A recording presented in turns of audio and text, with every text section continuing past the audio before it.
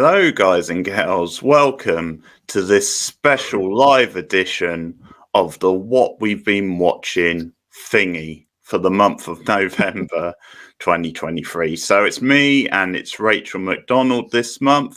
Welcome. This is exciting doing this live for the first time. Talk about what we've been watching film and TV wise this month.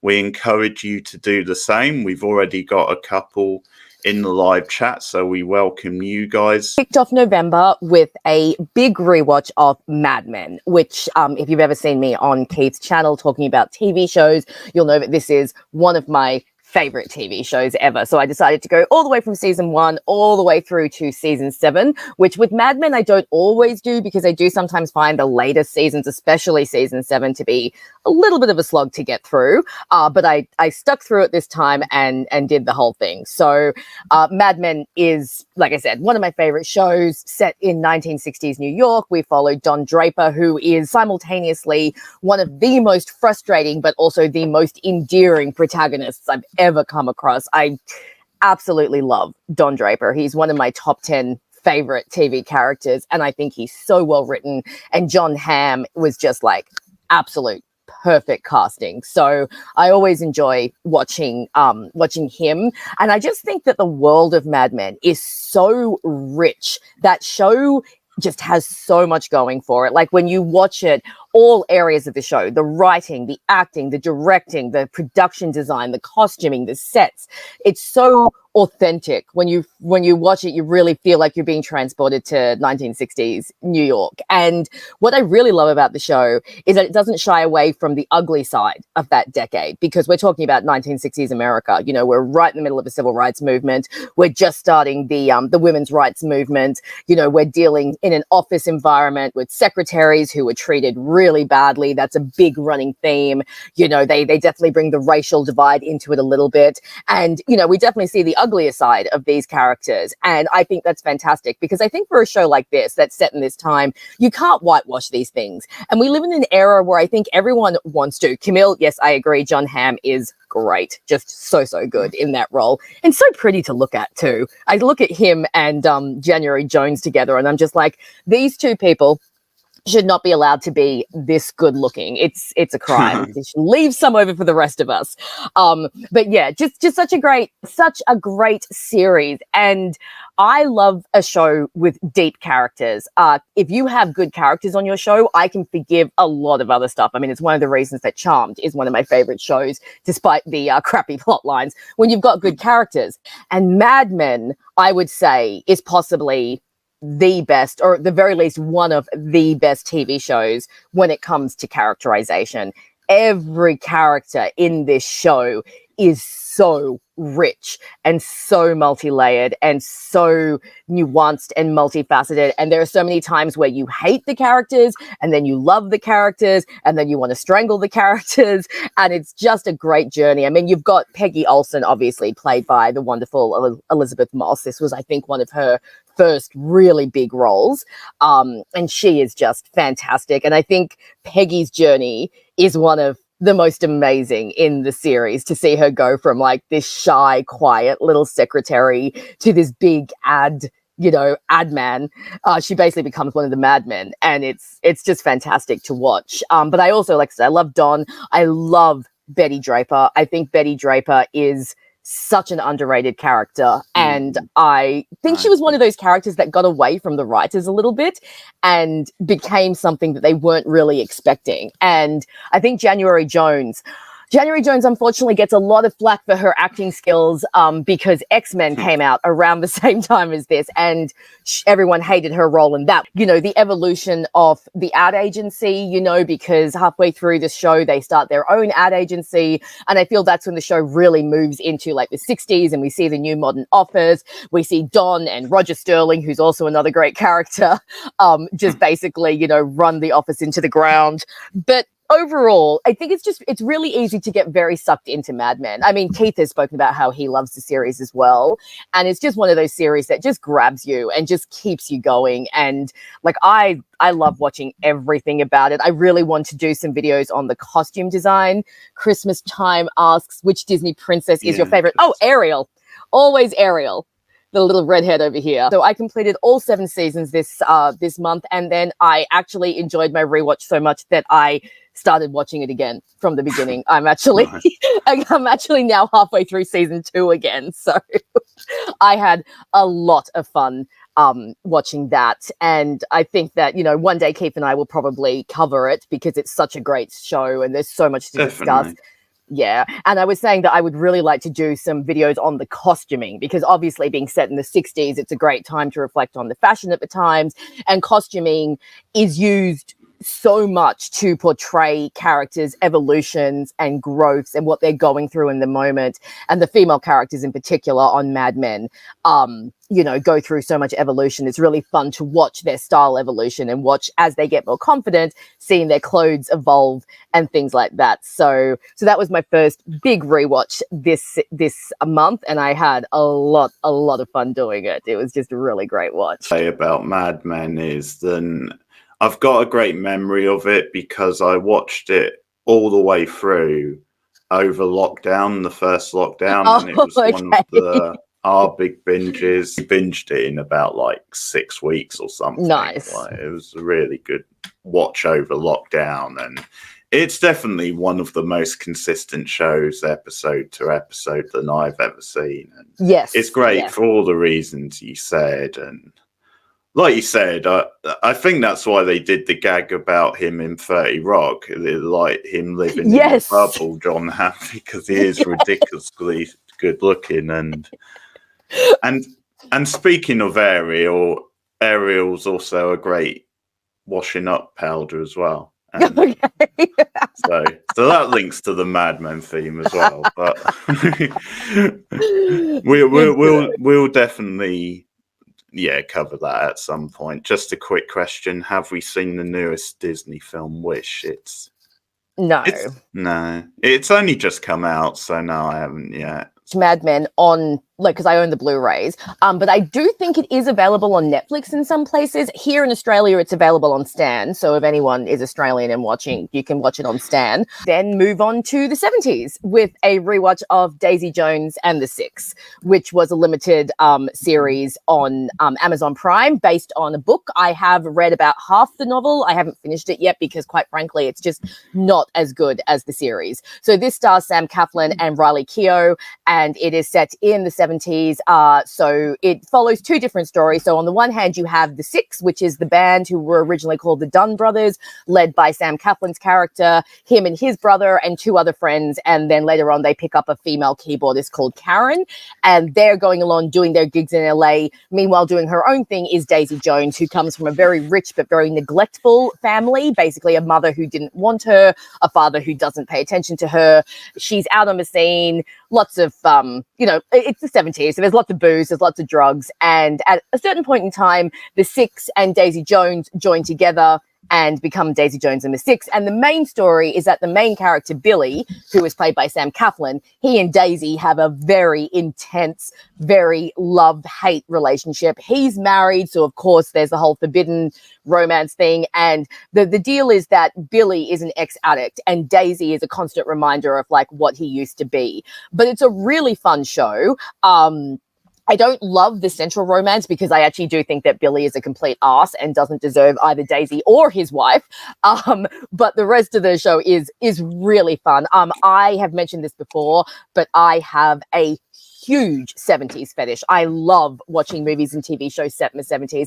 I do think that this show didn't lean into the 70s as much as it could. Like, I always kind of think when you're making movies in the 60s, 70s, and 80s, and you're dressing your characters, you need to think, could this character walk off the screen and walk into today and look normal? If they can, then you're not dressing them wrong. They should look like they come from a different time. And unfortunately, Daisy could 100% just walk off the screen onto like a 2023 street and she'd be fine. But they do have a little bit of fun with some of the afros and the mustaches, and, you know, there's a whole disco movement, so we get that as well. They also wrote original songs for the band, all of which are really great, and I have been listening to on repeat for like the year. They're all in my Spotify like top 10 because they're just really, really great things. Well, we got I Love Wish, but isn't doing well in the less remakes. Yeah. Hey, yeah. Aldo, welcome to the Hey, stream. welcome to the Thanks. stream. So, yeah, Aldo's positive on it. It is based loosely on Fleetwood Mac. It's supposed to be like a bit of a I've Fleetwood heard Mac this. fanfic. Yeah. So when Fleetwood Mac were recording Rumours, which is their most famous album, Stevie Nicks and Lindsey Buckingham were breaking up. And they wrote their respective songs, Silver Springs and You Can Go Your Own Way. So Billy and Daisy is definitely based on Stevie Nicks. Like, you absolutely can tell that when you watch the series. And Billy, I think, is supposed to be based a little bit on Lindsey Buckingham, a little bit on a few other rockers from the time. But their relationship is definitely supposed to be based on Fleetwood Mac, which also got me into listening to Fleetwood Mac. So I've been on a real 70s kick this year. But no, Daisy Jones it's a really fun series. It's only, I think, 12 episodes long. So it's almost like just watching a long movie, you know, those limited series where, yeah, it just feels like an elongated film. And again, another one where the characters are really fun. Riley Keough is fantastic as Daisy. And she's one of those characters, like Daisy is one of those characters that she's such a mess that you need a charismatic actor to play her. Otherwise, you just wouldn't like her. And Riley Keough is fantastic. She has really inherited those Presley pipes. Like, you know, you can definitely tell she's the granddaughter of the king. Great singing voice, great I stage didn't know presence. that, actually. Oh, you didn't know? Yeah, No, she's Lisa Marie Presley's daughter. Oh, okay. So, Nice. so yeah, she's the granddaughter of the king. And God, imagine being Elvis Presley's granddaughter and not being able to sing. So it's a good thing she's got pipes. Yeah. But no, she's got a great singing voice. And yeah, it's just a really fun series. And again, I loved it so much that I watched it twice in a row. I watched it and then I rewatched it again. Because it reminds me a little bit of Almost Famous. I'm assuming you've seen Almost Famous? Yeah. So it has that sort of vibe, you know, 70s rock band on tour, the sort of, you know, the music culture of the 70s, the drug culture of the 70s really just shows you that. Oh, it's got a great cameo from Timothy Olyphant. He shows up in like 2 episodes as their tour manager, and he is brilliant and so hilarious. Yeah. So it's a really fun watch. And for anyone who likes good music or is a Fleetwood Mac fan or just likes the 70s, I would definitely recommend the series. I do have a bit of an issue with the last 5 minutes of the series just because of the way the love triangle ends up resolving. I'm not a massive fan of the way it ends up resolving. However, I can overlook that for the rest of the series. So now I'm assuming I don't think you've seen this one, have you, Keith? No, I haven't seen it. It's one I was going to check out when it first came out, and then I didn't get around to it. So, and because I think the author of the original book, like she grew up watching like Fleetwood Mac, that sort of thing. So it's obviously based on that. And yeah, it's interesting. You seem to prefer the series because most people have said the opposite. I think the book is a big favourite of people's. But the book, it's actually really interesting, but I feel like the characterization is better in the movie. Like they in the TV show rather, like they took a few of the characters that were quite thin in the books and fleshed them out a lot. Like, for example, Daisy has a best friend called Simone who in the book is literally just Daisy's support character. But in the TV show, she gets an entire episode dedicated to herself. They have her exploring her sexuality in the 70s and what it means to be a gay woman in the 70s. It's just, for me, it worked out a lot better. They also give Billy's wife more of a backbone in the series. In the book, she's a little too accepting of the fact that her husband apparently has feelings for this other woman, whereas in the series, she's a lot more aggressive about it and stands up for herself more. So and I think they cast it really well as well. I think that helps a lot. I can see that from the images, really. Yeah. And like Sam Claflin in particular, again, Billy Dunn is a character that you want to smack a lot of the time. So you need a charismatic actor to play him. Otherwise, you just wouldn't like him. So yeah, just a really good one. And that one's available on Amazon Prime. That's an Amazon Prime original series. And it's just a 1-season series, which is all they needed. It tells the complete story. And it's just, it's really, really good. It's a really good watch. And like I said, really good music too. So that's a good bonus. Yeah, I've got to say, Sam Claflin, decent actor he may be, but he does have a very slappable face, so that sort of works. But cool. That's one I might catch up with next month because I'm planning on catching up on a few things which I haven't got to this next month. So that might be, because it's only one series and it's not too long, I might catch up with that next month. We'll get the fallout out the way, the arguments out the way early, because This month, I decided to start watching a couple of Rachel's favourite ever shows. One of them I'll get to later on. But first of all, I'm going to start off with one of her favourite comedies ever, which is, of course, Scrubs. So Yay! I've only seen 7 episodes, but I think that's enough to gauge a sort of a thing. Mhm. And as I was predicting, I absolutely hate this show. No, how? What is wrong with you? Oh my god. It infuriated me from moment go. I just wanted to slap everybody on screen. The lead character, who you seem to love, I thought was the smuggest, most annoying person ever. I think it's partly Zach Braff. I know you don't like Zach Braff. I get that. Well, I think, first of all, he's a pretty wooden actor. Who? Let's hear the rest of his Yeah, argument. but I didn't watch it, Cindy, anyway, That's at true. the time. So. No, I'm going to tell you why it's shy. Okay. So, yeah, he's really annoying from the word off, the way he talks, the way he acts. As I said, Zach Braff is quite wooden. And what I always get from Zach Braff is obnoxious sort of frat boy guy. And so I think he's totally wrong to play who is meant to be this wet behind the ears, quite nervous. But the idea is he's meant to be quite charming. I think he's totally wrong to play that. And the way he talks about the female nurse who he's interested in from the word go is pretty disgusting, really. Oh, Elliot? Elliot's a doctor. No, I mean the girl that he fancies, the blonde-haired nurse. Yeah, that's Elliot. She's a doctor. Okay, I don't know why she's got a man's name, but okay.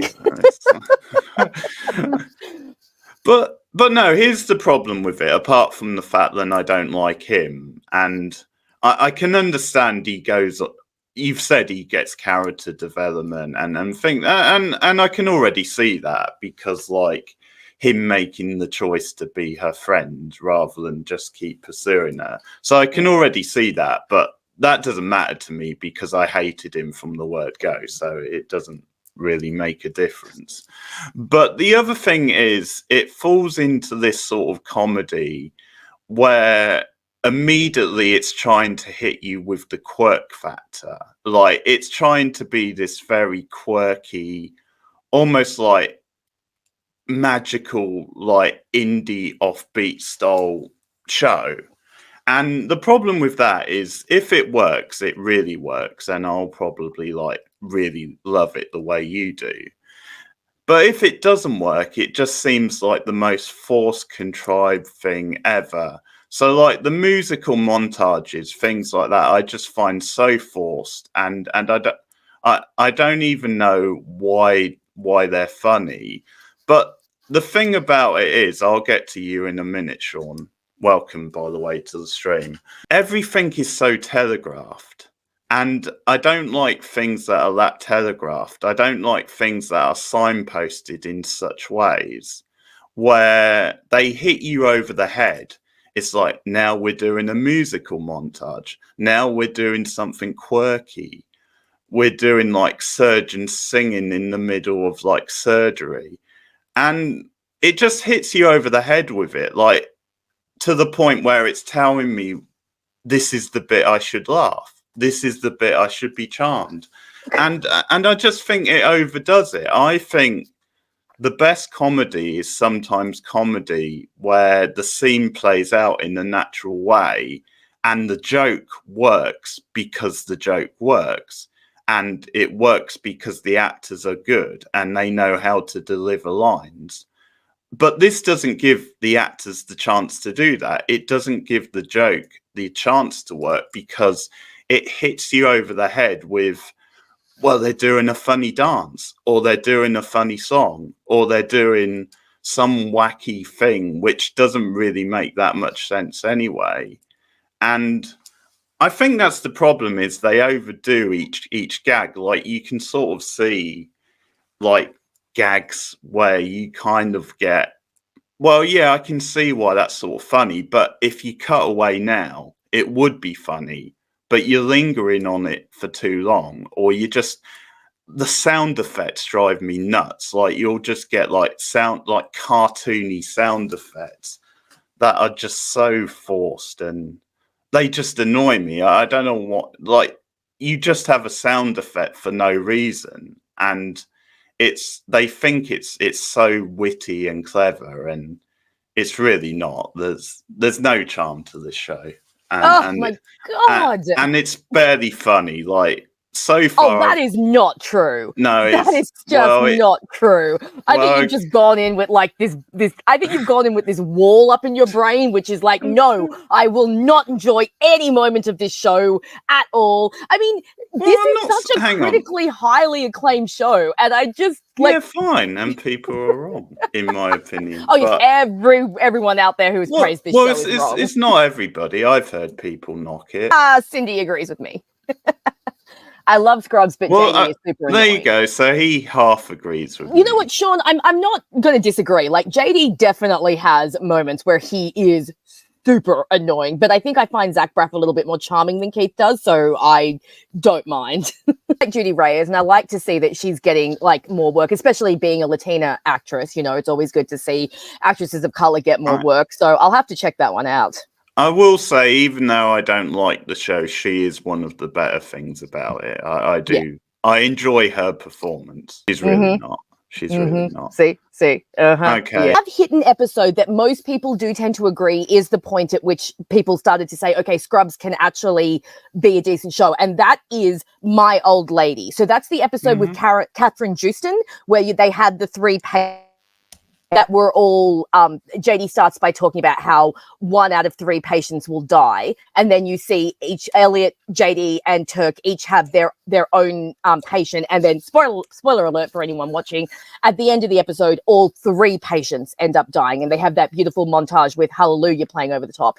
Did you at least find like that sort of episode? Did that work for you? Because Scrubs is quite praised for being able to do those sorts of episodes where they can bring in the more serious angle and mix it with the comedy, or did it not work for you? In the best episode of what I've seen, it probably is that, and it's simply because I love Catherine Juster, and she being in those scenes makes Zach Braff better than he actually is, basically. The stuff with like the more sentimental, the more like serious type thing, I can appreciate them trying to do that, and I think that again falls into them trying to be like an indie style thing. But I can appreciate them doing that, and that's something I do appreciate with comedy. I think there should be a room for more serious things, because MASH is a classic example of that. But I think the problem is that no, I didn't really get on board with that stuff. And the reason is because I didn't like the show from the word go. And I think to make those moments work, you have to find the comedy funny, because it's then the balance of that, where those more serious moments mean more if you like the comedy and you get into the characters from the start. I just find the characters annoying from the start. So Are you going to keep watching, or are you going to tap out? I'll keep watching, because I think it's only 7 episodes out of, it's 9 seasons, isn't it? I think. Yeah, but don't watch the 9th season. If you do continue, do not watch the 9th season. It's not even technically a proper season. Just don't do it. Well, there's a good chance the way it's going, I wouldn't get that far anyway. But just because if you were thinking of tapping out, there was going to be 1 episode that I was going to tell you to watch, and if you don't if you watch this particular episode and you still don't see any merit in the show, then there is no hope for you, because there is 1 episode in season 3 that is praised above every other episode. It is fan-friggin-tastic, and I was going to tell you to watch it if you were going to tap out. But if you're going to keep going, just remember we're in season 1. This show did start in the late 90s / early 2000s, so it is a little bit rough. Just let's see how it goes. I didn't find any of it funny. Like, okay, obviously you throw enough stuff at the wall, something's going to hit. But it's like, so far out of 7 episodes, I would say I've got a couple of genuine laughs, and then a few chuckles, and that's about it. And that's not good enough for 7 episodes. But on your point, maybe that season 3 episode is truly great, but I'll point out it takes more than one great episode to make a show.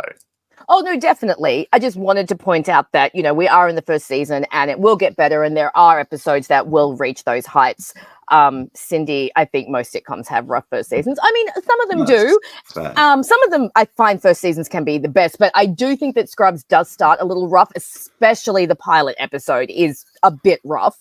Like you can definitely tell that they filmed it ahead of time.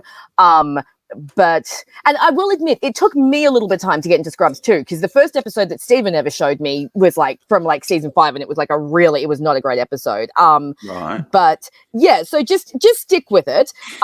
Because season 1, when it comes to Scrubs, I would say season 2 definitely improves upon season 1, and so does season 3.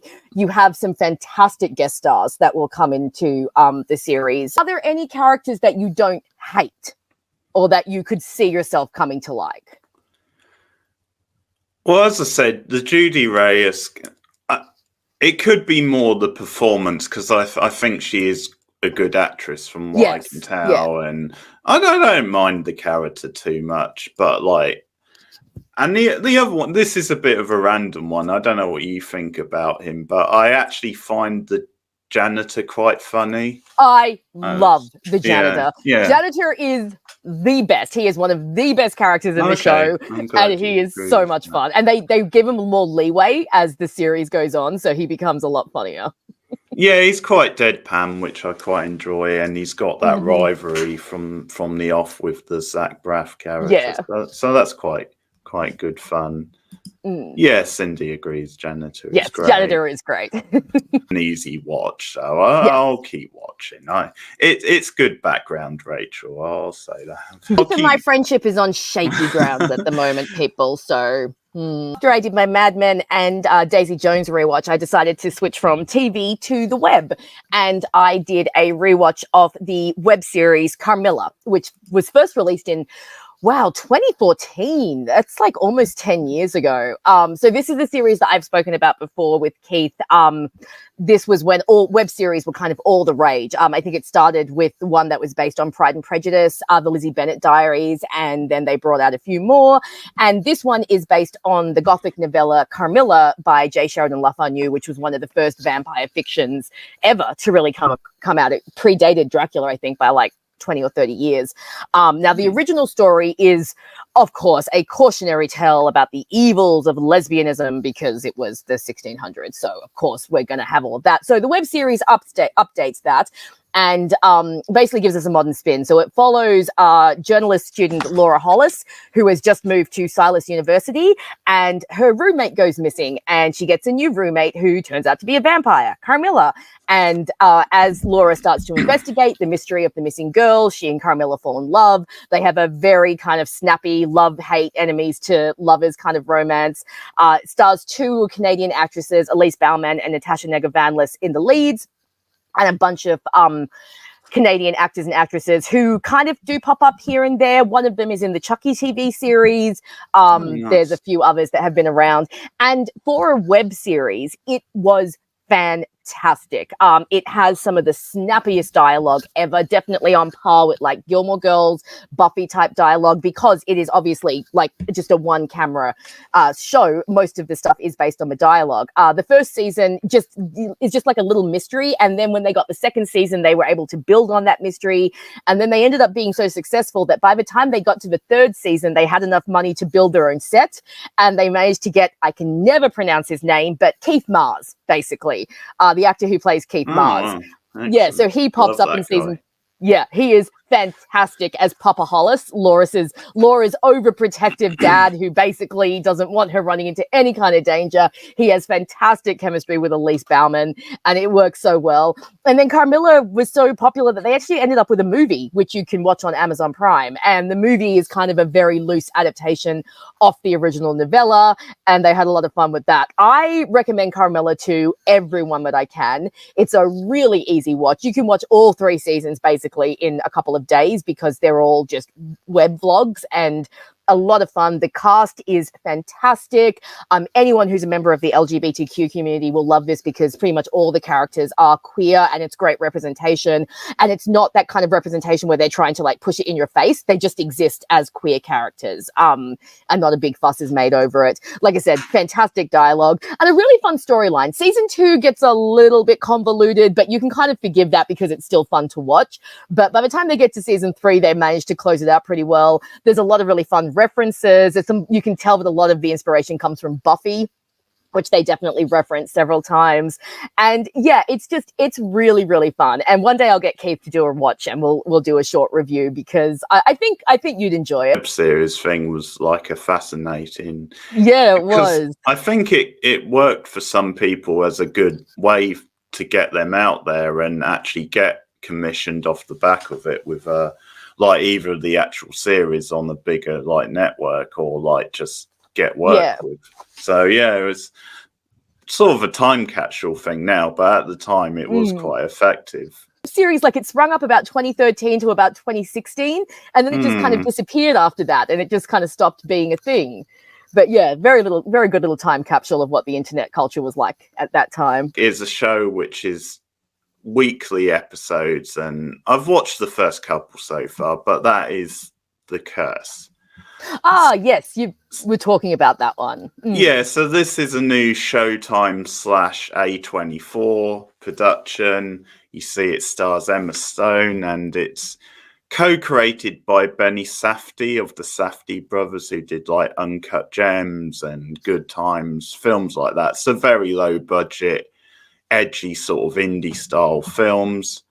And I guess the best way to describe this is then it's kind of like a mockumentary style thing, but it's very like satirical. So the basic premise is then you've got this new like recently married couple and they're starting up a new business in this like poor poverty hit Mexican town.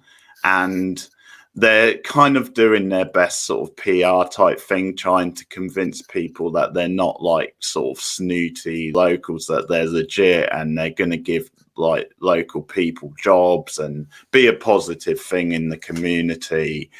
And at the same time, their involvement is being filmed for like a documentary type thing. So that's where the mockumentary like side of it comes in. People are very shallow and they are doing it for nefarious style means.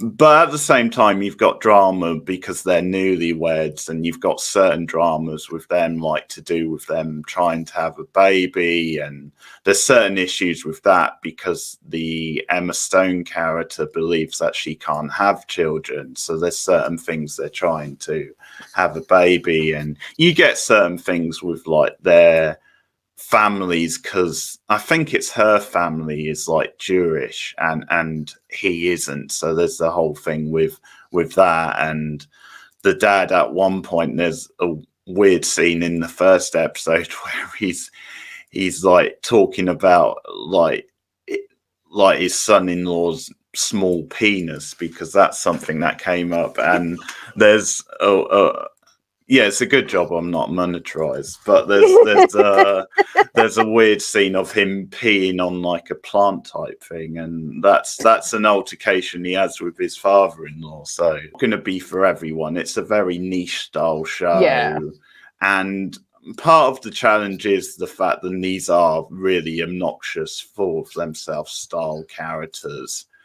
So episode 1 I really enjoyed, and the reason I enjoyed it, I think, is because it was a very good satire and it found a way of making their hijinks very entertaining to watch and making it so you kind of enjoyed them stumbling from one potential disaster to the next, and it was engrossing to watch them trying to wrestle back control. So like, for example, one of the first scenes is like a really awkward interview with a local reporter. He makes a comment in the interview which doesn't come off very well. So then for the rest of the episode, he's trying to get time with the reporter to try and convince her to take it back and not run that side of the story.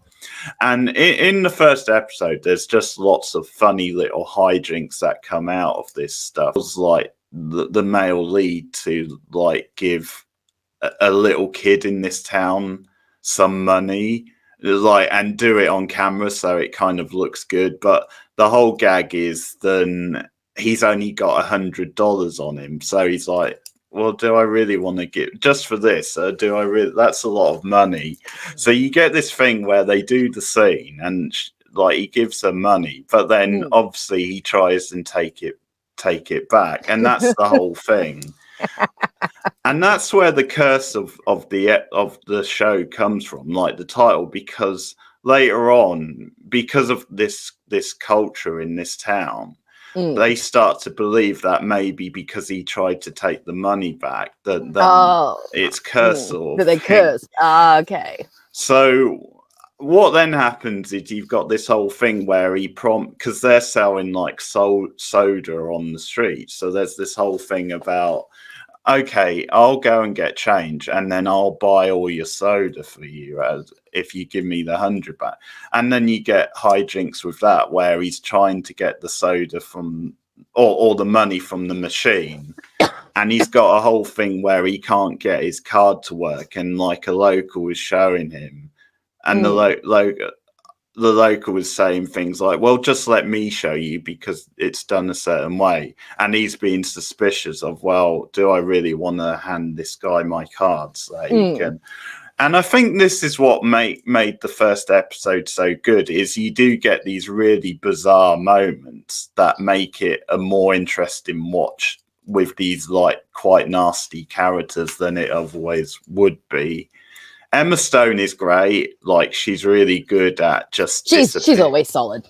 Yeah, she's good at disappearing into this very different role, like this sort of less glamorous role than she might normally play. So she's very good, and the guys they've got good chemistry. The second episode I wasn't as into, I'd say, but like it's 2 episodes so far. So based on what I'd seen, I'd recommend checking it out, but it's clearly not going to be for everyone. So yeah, that's the curse. So, I've seen a trailer for it. I don't know if it's 100% up my alley. Like, it sounds like some of the stuff you were talking about. It's like, ooh, but Emma Stone's always solid. And hopefully it gets a good run. And maybe I'll wait till it's all done and then check it out once it's all out and see how it goes. Because I do always like her. She's always solid. And I think she can do comedy really well. Yeah, I think it's just a limited series, so once it's done, it's done. It's another one of those, and it's weekly episodes. I mean, I went down a rabbit hole, but I just wanted to give an example of some of the offbeat type antics, and I think that's maybe why I didn't enjoy episode 2 as much, because there wasn't so much of that. But yeah. Definitely so far worth a look, at least. Together, actually, because they're 2 of my favourite shows that I've been rewatching recently. And I won't say much about them because I've said plenty before and we'll say more. So the first one is 6 Feet Under. And in case you guys don't know, we'll cover that in the new year. We're going to do that, which is exciting because Rachel has never seen an episode and knows very little about it apart from the basic premise. So that's something we're covering once we get through with Buffy in the new year. But I've waxed lyrical so many times. One of my favorite shows ever. And just be ready to get the tissues out for season 5, the final season, because it is so emotional, so powerful. I mean, because we were binging it, like we just watched the last 5 episodes on the same night, and it's like, damn, this is great, but I need a bit of a breather sometimes. Yes. Those last 5 episodes are insanely emotional. And after 6 Feet Under, I moved on to another one of my favourite shows ever, and that is, of course, the fantastic The West Wing. So we just started season 2 tonight, so that's where we are. The Sorkin seasons, the first 4 basically, are in many ways the pinnacle of the show. Although there is plenty to love in the later seasons as well. So season 1, I think for a first season is very good. It does have 1 or 2 teething problems, which I think first seasons of shows tend to have. Yeah. And in a way, I'm not slagging it off, really. I'm just saying it's very strong. But considering how great this show would become, it's not quite there yet. It's like an 8 out of 10, and obviously when the show gets going, you're talking like a 9 or a 10 out of 10. Yeah. But one thing is, I've said this before, is the Mandy character played by Maura Kelly, who was in the Twin Peaks movie, who I really love in the Twin Peaks movie, but I don't like that character, and she's only in season 1, but that's why maybe season 1 loses a point partly for her character. And after that, they give a bigger role to the Donna Moss character, who is fantastic. And but yeah, it's just such a wonderful drama, great characters. And I've said it before, but it works whether you're into politics or not, because it's so smart and up on its politics, but it has a way of making politics that seems quite complex really engaging to a casual audience, and it makes you engage in these characters and believe in them. Amazing dialogue, obviously, and yeah, just really powerful. It deals with some really powerful things along the way, and it's an emotional roller coaster. One of the most consistent shows, because even though it takes a dip, like in season 5, which is the first season after Sorkin left, it does pick back up again. And I think season 7, the final season, is one of the best seasons of the show. It has a really satisfying finale. So yeah, West Wing, another show I'm sure we'll cover in the future. Are you a fan of the Newsroom? Well, that's of course another Sorkin show, and I've only seen a few episodes in the first season, so I won't really comment too much. It's one I need to go back to. I think I've heard it gets better after season 1, but I do hear good things about the Newsroom, so that's something I'll go back to. I hear good things about it. No, I haven't seen it. I've only ever seen like a clip from it, which is Jeff Daniels' character. Do another one, and then we can go back to you. So just this one is a rewatch, and it's actually a proper comedy, Rachel, and that is What We Do in the Shadows. Oh, the movie's better, but no, okay. No, yes, it is. No. Without the movie, you wouldn't have this. So the movie must be given its due. Well, yeah, I do give the movie its due. But okay, so this is a rewatch. We recently had season 5, and we're about to go on to season 5 tomorrow, actually. Asha mentioned this, and one of the points she made is the reason it's such a good show is that not only is it funny because of the characters and the gags, but it's also great for horror fans because it understands the horror genre, and it makes so many references. So you've got things like, for example, Nadia's like doll. Like there's a whole thing in an episode in season 1 where they come up against themselves in like ghost forms. And whereas the others get rid of their ghosts, by the end she keeps her ghosts around, and it ends up inhabiting like a body of like a doll, so almost a Chucky style thing. And so then you've got this whole thing with the doll as we go on, with the doll being part of the family and making like comments, snarky comments and stuff, and like just different things. Like a simple example is like Colin Robertson, the energy vampire, getting into a dispute on Twitter with this basically a troll, and then it turns out to be a literal troll. That's who's trolling him. and stuff like that. And obviously like some of the meta stuff, like you've said about the episode with the obviously the Vampire Council, where they Yes, use yes, like I've the seen that. real Yeah. Tilda Swinton, Wesley Snipes, whose Skype keeps playing up, and different things like that. But yeah, no, it's just so funny and so consistent. And the reason it stays consistent, there's an episode that involves the Jersey Devil, for example. And the whole thing with him is the way they get him under control is they play Bon Jovi, because Bon Jovi are a New Jersey band, and he actually enjoys Bon Jovi. So I love Bon Jovi. That's Bon Jovi's good. hilarious.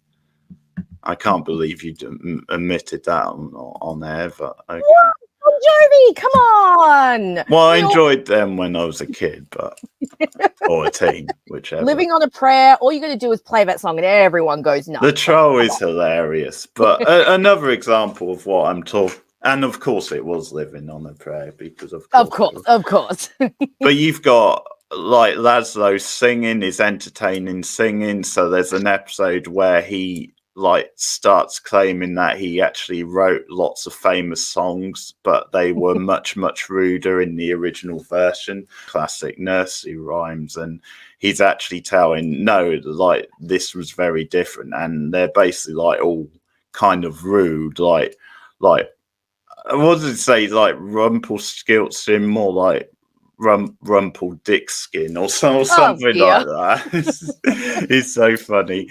But the just stuff with him like singing the songs, and there's an episode where he goes out of town, like runs away, and the whole thing with that, Mark Hamill's in it, like he shows up as a vampire, and that's awesome. The whole gag is like this vampire has a grudge with Laszlo, and he doesn't even know why. And they do this thing where it's a duel, because Laszlo's like, I don't even know who the fuck you are. And they do like a duel. And Laszlo takes that chance to hightail it. So he goes to another town. And there's this whole thing where he sets up in a bar and he gets really involved in the town. And like he starts helping out like the local like ladies basketball team, like he does like charity.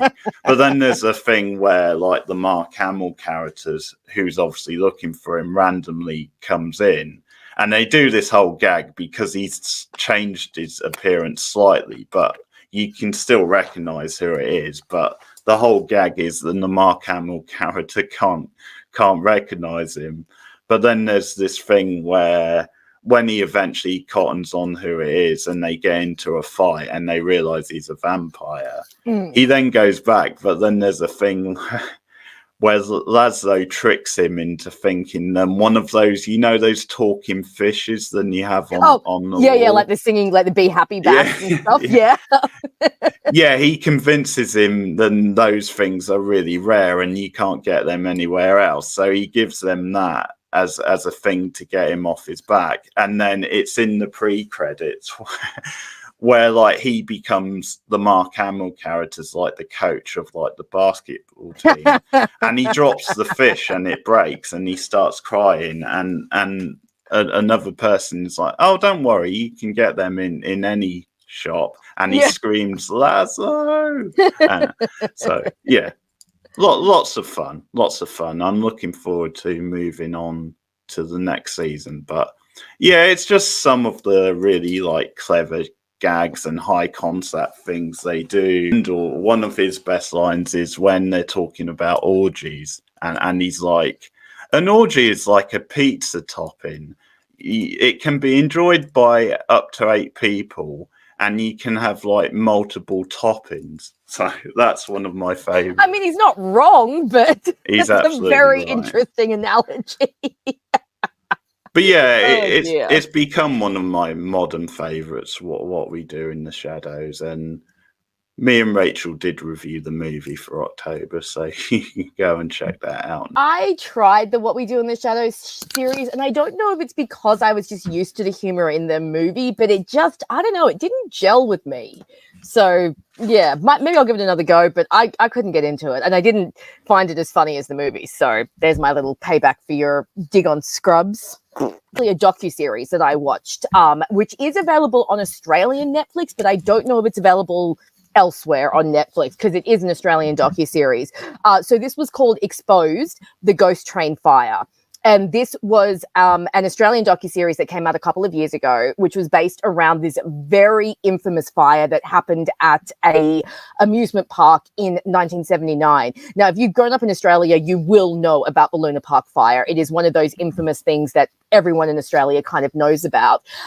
7 people died in the fire, 6 of whom were children, and pretty much almost an entire family was wiped out. There was this woman who lost her husband and both her sons in this fire. So it happened on this ride called the Ghost Train, which was a haunted house ride. And for years and years afterwards, there were suspicions that this fire was dodgy. Now, the official cause was electrical fault. That was found to be not true. And this docuseries is headed by a very well-known Australian journalist, Cara Meldrum, who is award-winning and has done deep dives into other conspiracies. And so she and a partner of hers, they interview witnesses, they interview people who worked at the park. There was actually this very famous street artist in Australia who investigated this fire and had like a whole room dedicated to just interviews and evidence and all of this stuff.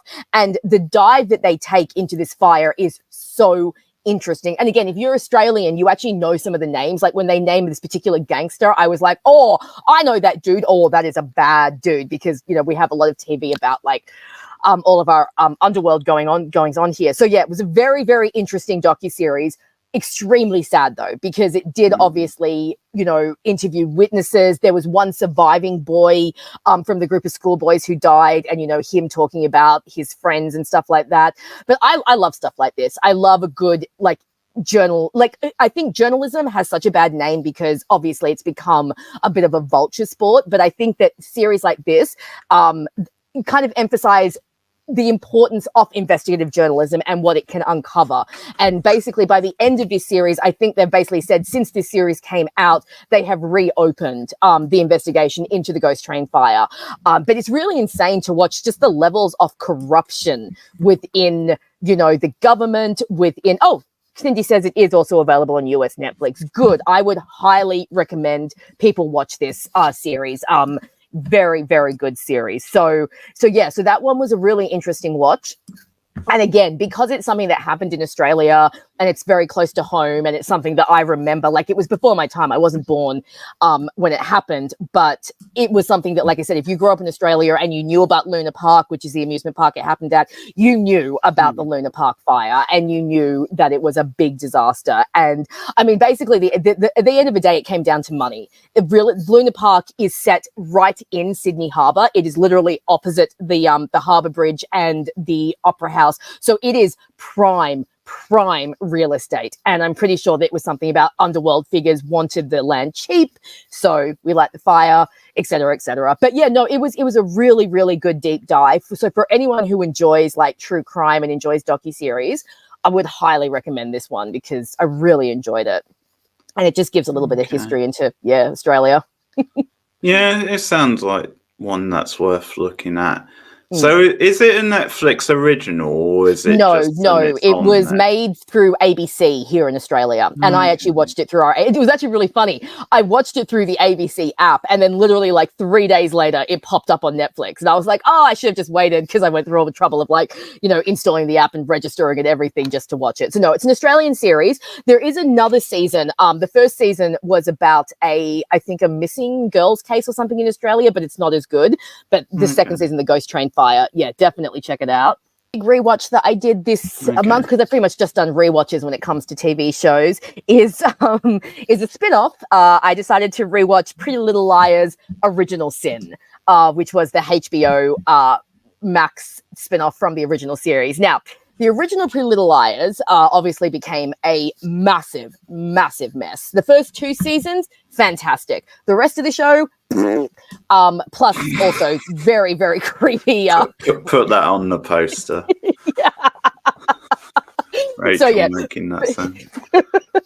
So yes, the original series is a little bit more of a guilty pleasure for me, but I actually really enjoyed the spin-off because the spin-off was on HBO. So first of all, they had more leeway. They could make it gorier, we could get swearing, we could get more intense storylines, things like that. I also like that this one they decided to go slightly different. So in the original Pretty Little Liars, the girls are being tormented by A, who they believe is their friend Ali who died. And it's all about their issues and their lies and exposing their secrets. Whereas Original Sin is basically what the title implies. It's actually not about the teenage girls, it's about their mothers. So it opens with a flashback to 1999 and we see the mothers at this rave and a girl commits suicide there. This is not a spoiler, it happens in the first 10 minutes of the episode. And then it's the mystery of what did the mothers do to this girl that someone is now coming after the daughters as payback. And so that's kind of the premise of this one. So we still have the mystery text from A. We still have the mystery of like what happened. There are still themes of like bullying and mean girls and what it means to be in a clique and what it means when cliques turn on each other.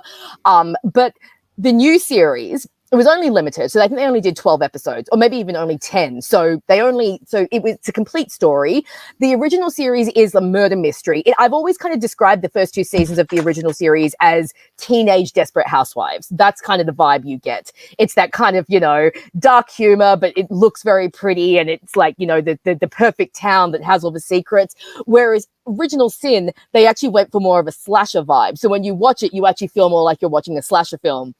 There's lots of horror shout outs, there's Halloween shout outs, there's Scream shout outs, there's lots of really like fun cinematography and a lot of fun with slasher tropes and everything.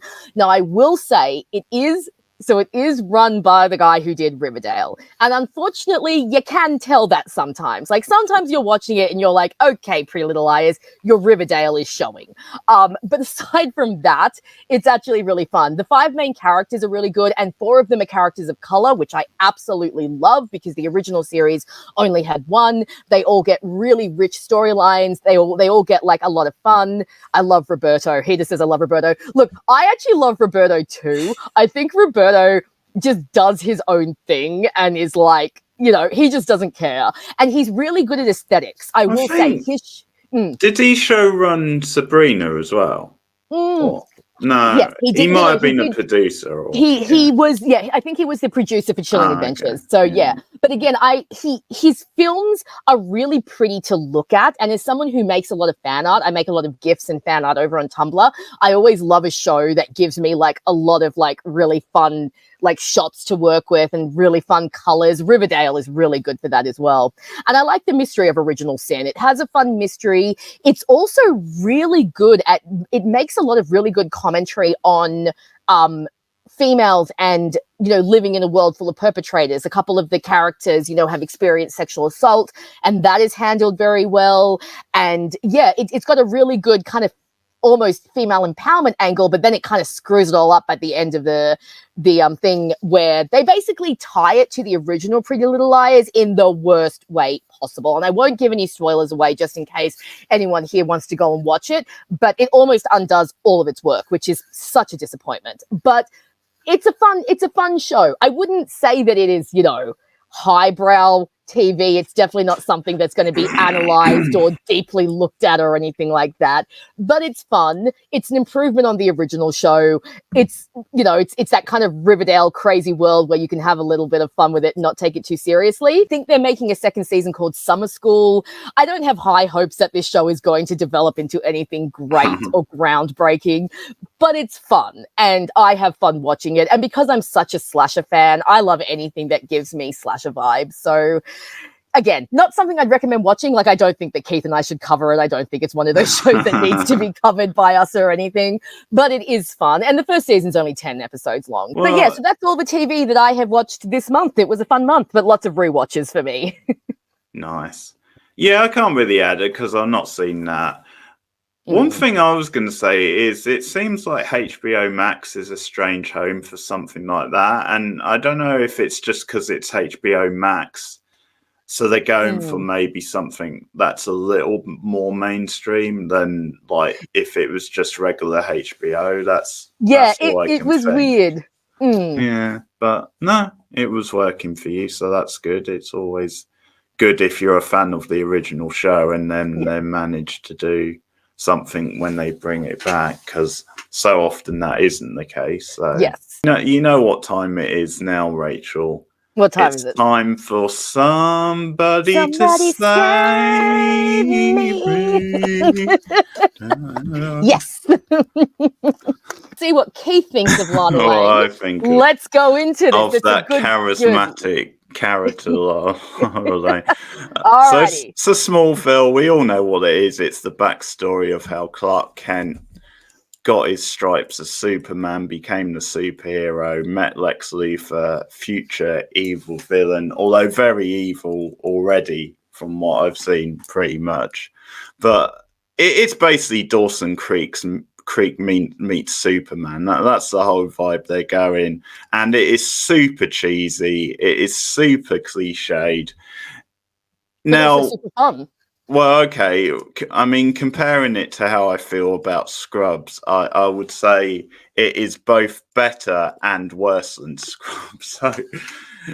So it's more in my wheelhouse than obviously Scrubs. Like I can enjoy it as like a fun, really cheesy, like Monster of the Week style show. Some episodes, some of the Monster of the Weeks are better than others. That's true, yes. I'm on season 2, by the way. I'm early in season nice. 2, so I've got through season 1 quite quick. And that's the thing; it is quite an easy watch because it's a very generic but also unoffensive. I mean, I'm not saying unoffensive in quality, but like unoffensive in the sense that it's very mainstream and like easy to watch. So, as I said, it's super cheesy. It's as subtle as a sledgehammer, and I'm not connected to Superman like some people, so it doesn't like that stuff doesn't piss me off like some people. But I get where some of their anger comes from. So for example, in the first episode, the setup, which is like super clunky, but I rewatched the pilot the other night on stream, and it's actually not a terrible pilot, but like we find out in the opening minutes that Lex Luger was a ginger. Who knew? Yeah. And that the reason he became bald was because he had all his hair burnt off, and that's like, in case you never know, guys, that's why Lex Luger is bald. It's from the meteor shower, so there is a reason. Well, he could have grown it back though. Like, I mean, let's face it, if I had creepy looking ginger hair like that, I probably would have gone bald eventually. But there is some more stuff about Lex later on that also explains a bit more about him and the effects of the meteor shower. But something like that just sums up the kind of, you know, some of the bullshit they go for with like, this is the reason this happened. And they so signpost something. So in the first episode, like, the jock around school who's like Lana's boyfriend for the first Whitney. season. Yeah, not the most charismatic guy, but he bullies Clark in the first episode and like hangs him up like one of those scarecrow style pose, and there's a big red thing across Clark's chest. So again, it's signaling you get lots of lines that are like winking and nudging, saying this is a prequel. Crap, but it's quite entertaining crap. It's so silly at times, like the melodrama and how contrived and the unbelievable lines of dialogue. Like there's a scene with Clark and Lex when they're up in like the barn, and Lex has this line about something to do with our friendship will go down in history. Now, who says that about like a friendship? I mean, Lex Luthor does, because he's over dramatic. He's an over dramatic bitch. But they just hit you over the head with everything, like over the top reactions. The love triangle is so ridiculous, so overplayed. Which love triangle? Same one, the one Lana, Chloe, and Clark. Oh, well, it's not even really a triangle, though. I mean, as you watch season 2, you'll see, like, Chloe Sullivan is just the worst. Both girls have feelings for Clark, even though Lana's not let or try. Well, she is letting on because it's as subtle as a sledgehammer, but she's not outright saying it because of her boyfriend and stuff like that. But Rachel, I think you're taking this the wrong way. What I'm saying is it's a bad show, but it's a bad show in quite a silly, entertaining way, which I can actually watch and enjoy. Like, some of the Monster of the Week stuff works better than others. Some is like ridiculous. I mean, I'll actually say one episode, which was surprisingly better than I thought it was going to be, is the B episode. Oh, the B episode. Oh, God, I remember that one. Yeah, Oh, I actually quite like the actress in that one, the guest star, but like Well, she's from Buffy. She's the Buffy bot. I'm pretty sure she's the same really? actress who plays the Buffy bot. Wow. Yeah. That's fun. That's fun. But yeah, that episode was unbelievable. See what I did there? You were just waiting to do that, weren't you? Yeah. So many V-buttons. It's like Dawson's Creek meets Superman. I didn't grow up with it. I don't have the nostalgia you do. That's part of it. But like, I can enjoy it as a so bad it's good TV show style thing, because I think it is legitimately cheesy and bad. Yeah, the April bot. Yes, the April bot. Oh, sorry. Yeah, I said the Buffy bot. No, I didn't mean the Buffy bot. Sorry. Yes, the April bot. She is quite good in that episode, even though her character is so cliched. You know, we're going to make her look like quite bratty and ugly. Rosa Bond is good. I don't agree that he's the best Lex Luthor ever, but it's like... Well, you're only into season 2. There's a lot more to come. Well, he's good in the role. Like, I don't know if we need a whole backstory. It's a little bit weird. Then he's jumping about between being evil and good, but like, well, he's not really evil in these early seasons. He's teetering. He's not evil at this point. Okay, but that's kind of the point of Lex's character, is you're supposed to see where he started and where the start of darkness came from. And I don't know, for me, there is that tragedy of him and Clark being so close and having so much love for each other, and then we just know where it's going to end up. And again, you're only in season 2. There's a lot of meaty stuff that's going to come up with those two, and it just yes, Sean, morally grey is a good way to put Lex at this point. I mean, one of the better actors on the show is John Glover, he's one of those great. He always plays slimy characters so well. Yeah. And I was pleased to see that he gets a bigger role in season 2. He becomes more of a regular. So that is good. I mean, I know it's unpopular, but I do think one of the better actors on the show is Alison Mack. I know it's... but she is quite a good actress, to be fair, like outside of the dodgy real life stuff. I think she has more personality than most of the actors on the show. And...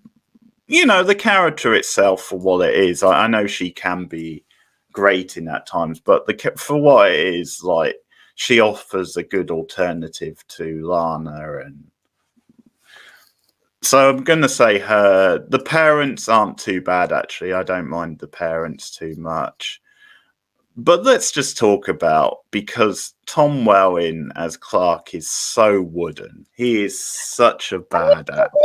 I don't think he's as bad as you're making him out to be. He's obviously, I mean, he hadn't done much at this point. I think he would basically just been a model before Smallville. So I think Smallville was one of his early roles. As well. Look, season 1, he definitely needs to warm into the role, but he gets a lot better as the series goes on. And I don't know, there's something about Tom, this earnestness to him that I really love. Plus, okay, here's my little admission. I think Tom Welling is one of the most beautiful men on the face of this planet. So there's definitely that is clouding my judgment when it comes to judging him, because I just look at him and I'm just like, oh, you're so gorgeous. And they keep taking his shirt off too, which is very, very nice. So yeah, he was one of my first crushes. He was like one of my first early crushes when I was a teenager. And he definitely, and especially when you put him next to people like Michael Rosenbaum and Alison Mack and John Glover, who can all obviously emote a lot better than he can. Yes, Tom Welling is so hot, Sean. See, yes, Sean gets it. We are on the same page. He is just mwah, he's beautiful. Okay, I changed my mind then. He's good then in the show. Exactly. See, Keith Hotness gets it now. overrides everything. Hotness definitely overrides everything. No, look, I do get what you're saying. I do think he is a bit wooden in season 1, but I think he grows into the character, and I think it's about the fact that he didn't have a lot of experience. But I love him. I think he's great. So I think you're being a little too harsh on Tom here. Just look at the muscles, Keith. Let the muscles distract you. Okay.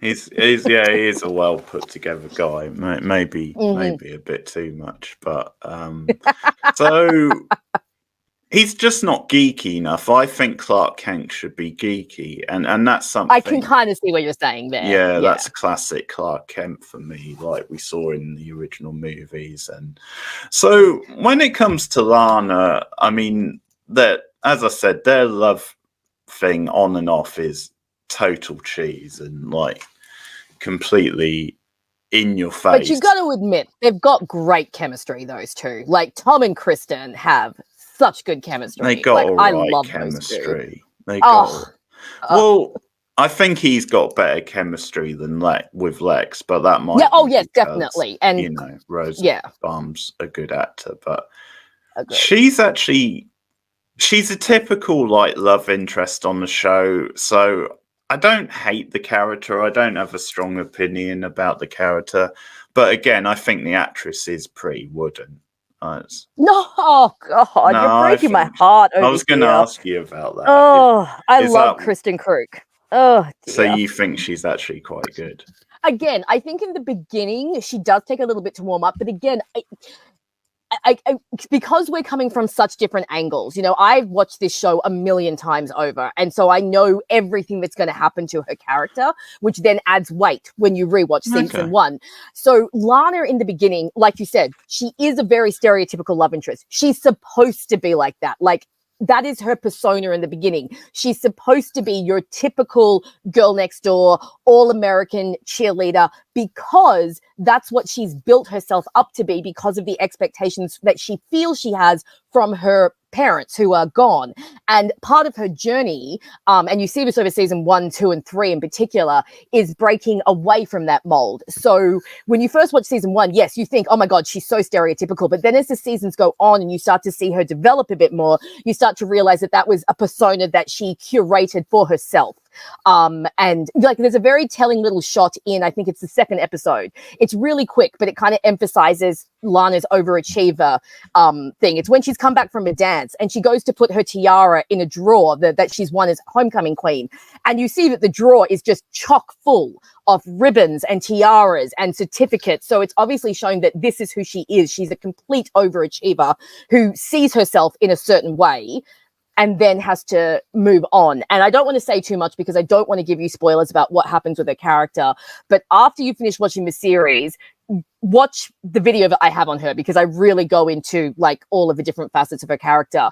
I also feel extremely protective over Lana Lang because she is the most hated female character I have ever seen in any fandom. The Smallville fandom wanted to kill this girl. Like, the amount of hatred towards Lana Lang that was so unwarranted. And so I have this huge like protection over her because she's one of my favorite characters ever, and I can't deal with the amount of hate that she gets. It's too much. I'll bear in mind that you think she grows and gets better, over the season. Monster of the Week stuff, it is a little bit more up my alley than, I mean, at the end of the day, with Scrubs, like, I just don't find it funny. So that's going to be a bit, but, with Smallville, I mean, 10 seasons seems an uphill thing. But it's way too many seasons. Way too many. Smallville really should have ended earlier. Sean says, I love Lana and she has a great arc. Yes, thank you, Sean. The fact that, like, she gets her own business and is, like, running it. And it's like the whole thing with the cafe and the cinema. And this is like a 16-year-old girl. And she's like treating it like, oh, I'm a serious businesswoman. I'm running this business. I'm taking this so seriously. It's like, well, yeah, you should be thinking about things like your studies and prom. And it's like, I always found the Talon a bit of a weird storyline Yeah. to give a teenager. Yeah. But keep in mind, she does mention that her family did own it. So it's not like, she just bought this business out of nowhere. But no, I agree with you. The Talon was always like, really? I know that teenagers have to work, but to run a whole business while you're also doing school, it was a little bit over the top. And a couple more comments. Just another character. Pete is terrible. Pete is wasted. He's a charisma freestone. Yeah.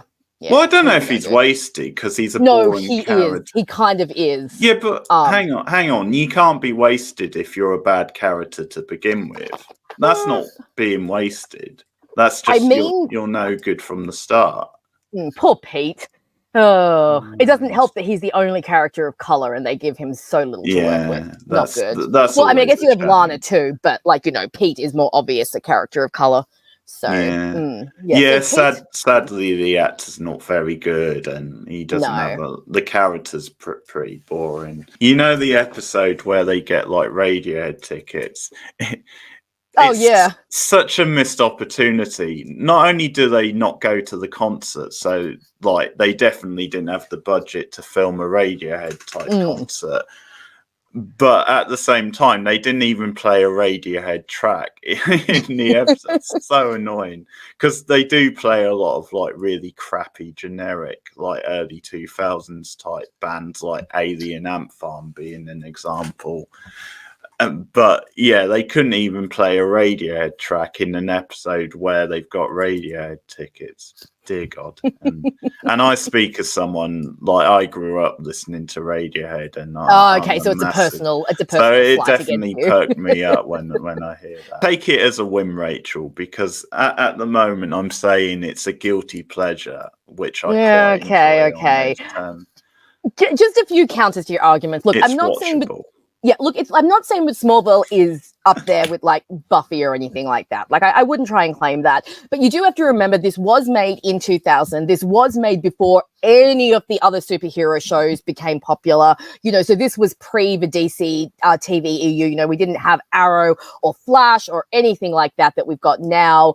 It was also one of the first times that they tried to market a Superman show towards teens, So again, early 2000s, Monster of the Week stuff was very standard back then because, you couldn't really have the overreaching arcs yet. I don't agree that it's so bad it's good. I think Smallville is better than you're making it out to be. But then again, I think you'll need to watch the rest of the series because you will get some really fantastic episodes. Season 2 has some really good episodes. Have you watched Ryan yet? Or Stray, is it? Which episode is that? Ryan, the one with the little kid that the Kents kind of take in for a little while. Oh yeah, that kid is. What? That's pretty crap. It's. I didn't say that was crap. That was a gorgeous episode. No, the kid is annoying, and it's so on the nose, like the way he just conveniently knows all this stuff and is saying like. But he doesn't. He's a mind reader. Well, but they telegraph it, and it's just like. What do you mean they telegraph it? What are they supposed to do with it? It's all right, but it's an example of why it's not a great show. It's because they have like Monster of the Week style plots, some of which, in theory, are good, and you can do things with them. But they just do the most basic things with them. They don't really. Okay, so just for argument's sake, what would make the episode better? Well, a better actor as the kid, for example. Okay, take Ryan out. Take your dislike for the kid out of it. Annoying. Ryan's not annoying. Has anyone seen this episode? Can anyone please back me up? That kid who plays Ryan is adorable. Yeah, but they just do this cliche thing of like for most of the episode, he's very suspicious of everybody around him, and then he grows to love them, and they just do a really cliche, Walton style thing of by the end of the episode he's gonna love everybody and everybody's gonna love. Exactly how it works out. I mean, he's being chased by crooks who are trying to use him and his abilities, so of course he's going to be suspicious of people coming after him, but then he forms a bond with Clark, which is done in a fairly natural way. Phil has recommended this. It will be bad. and then the wall doesn't come down. Well, I said it. I said it's so bad it's good. I mean, that is. I do not agree with that. But you know what? Keep watching. We'll see how we go, because we do get some really good storylines. Season 3 in particular has a fantastic arc with Lex that is just so good. You like the character? Oh, ugh. Okay, so you talk about like the love triangle between her, Clark, and Lana, except it's not really a triangle because Clark obviously does not have feelings for Chloe. And Chloe, to me, is a gender reversed nice guy. She basically feels entitled to Clark's feelings, and like she should be Clark's love interest instead of Lana. And the more that season 2 plays out, she's got some things that she does in season 2, which I don't want to tell you because it'll spoil some stuff that really make me like hate her. And it's actually really funny because watching the Talkville podcast with Michael Rosenbaum and Tom Welling, and Michael does not like Chloe either. Like all through season 2, he keeps being like, oh God, here's Chloe again with her drama and her poor me attitude. And that's really my issue with Chloe, is she acts entitled towards Clark, and some of the behavior she displays towards him and Lana because of that pisses me off.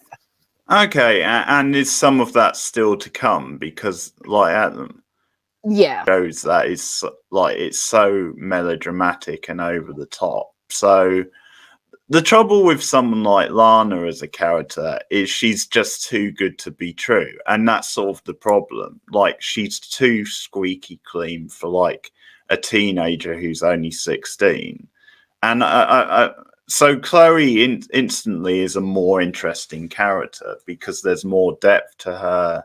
Like she's got like the journalist side, and I think she gets involved quite heavily with like the investigation side. Oh yeah, she definitely does. And that side of her is fine. But okay, so for example, in episode 2, right? After the whole prom thing, Clark tries to ask her out again. He says, do you want to go to the movies or something? And she decides to pull the friend card almost as if she's testing him. Yeah. Like she's like, oh yeah, let's be friends. And then when he agrees with that, she ends up spending the rest of the season acting like he dumped her when he didn't. He gave her an opening. She rejected it. Like there's that episode with the chick who has the pheromones, which I really hate that episode. But, you know, she almost marries Lex and she can kiss guys and make them do what she wants. Remember that? That was a really crappy episode. But it doesn't work on Clark because he has a different chemistry because he's not human. And when they find out that it doesn't work on Clark, Chloe ends up making this really nasty comment about, well, lucky for us, Clark Kent is immune to certain members of the opposite sex. And she makes all these comments like that over the season. It's like, Chloe, you pulled the friend card. You decided to reject him. You don't get to walk around like you are the injured party now. And like I said, towards the later half of the season, she's got some actions where I'm just like, ugh. I just don't like Chloe. She just didn't, I don't know, something about her character just did not mesh well with me. Just no. Okay. Do you know Kristen Bell was up for that part? Kristen Bell auditioned for Chloe, which you can definitely see. Yeah, you can. Yeah. It's turning out to be maybe one of the best shows this year, and that is A Murder at the End of the World. Oh yeah, I saw that you've been watching that one. The slide. I haven't checked out your reviews just in case of spoilers, but yeah. New FX Hulu show streaming weekly on Disney Plus if you're in the UK, but. So it's a murder mystery with like a sci-fi style twist. Like it's very big on like modern themes like AI and technology. It's also got a very interesting environmental theme, and that's what partly gives it its meat, because you've got these contrasting things like modern technology and the environment, and it sort of has an ongoing debate with some of the like storylines or ideas about, well, is technology actually a good thing when it comes to the planet? Like you can definitely say there's some things that's good about it, but then there's other like negative. So it definitely has like the opposing points of view. So it's from or co-created by Britt Marlin, who did the OA, which was a bit of like obviously a little bit of an indie hit on Netflix a few years ago. The lead character is like a bit of a reclusive private detective who grew up with her father, who was like a courier, and that's how she kind of got into this stuff. And at the start of the series, she's like released like her memoir, like about her life type thing, and partly about her past with this guy Bill, who she had a relationship with, and them investigating a particular murder case. And she gets invited on this retreat in, I think it's Iceland, and she's invited by the Clive Owen character, who's like a billionaire. And it's like this resort type thing with all these quite famous but really talented people. So you've got one character, Sean, who's like walked on the moon and like an astronaut, and then you've got others who, you've got like a filmmaker, you've got someone who's big into tech. And one of the surprises is then Bill, the lead character's ex-boyfriend, Darby, the lead character.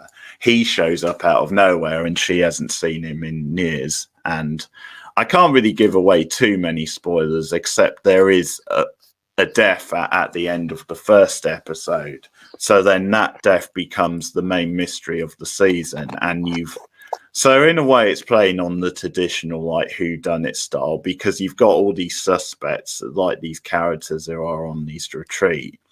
And what it does is it flashes back and forth between the past and the present. So the flashbacks are really well used because they give you actual good character motivations for what's happening in the present. And it does give you good like backstories for her and her relationship with Bill, and does, as I said, motivate certain things that are happening in the present. But the lead character is really engaging to watch, and I think just because it is more about modern technology and themes to do with AI and like the planet and stuff like that, that's what gives it its sort of unique style twist.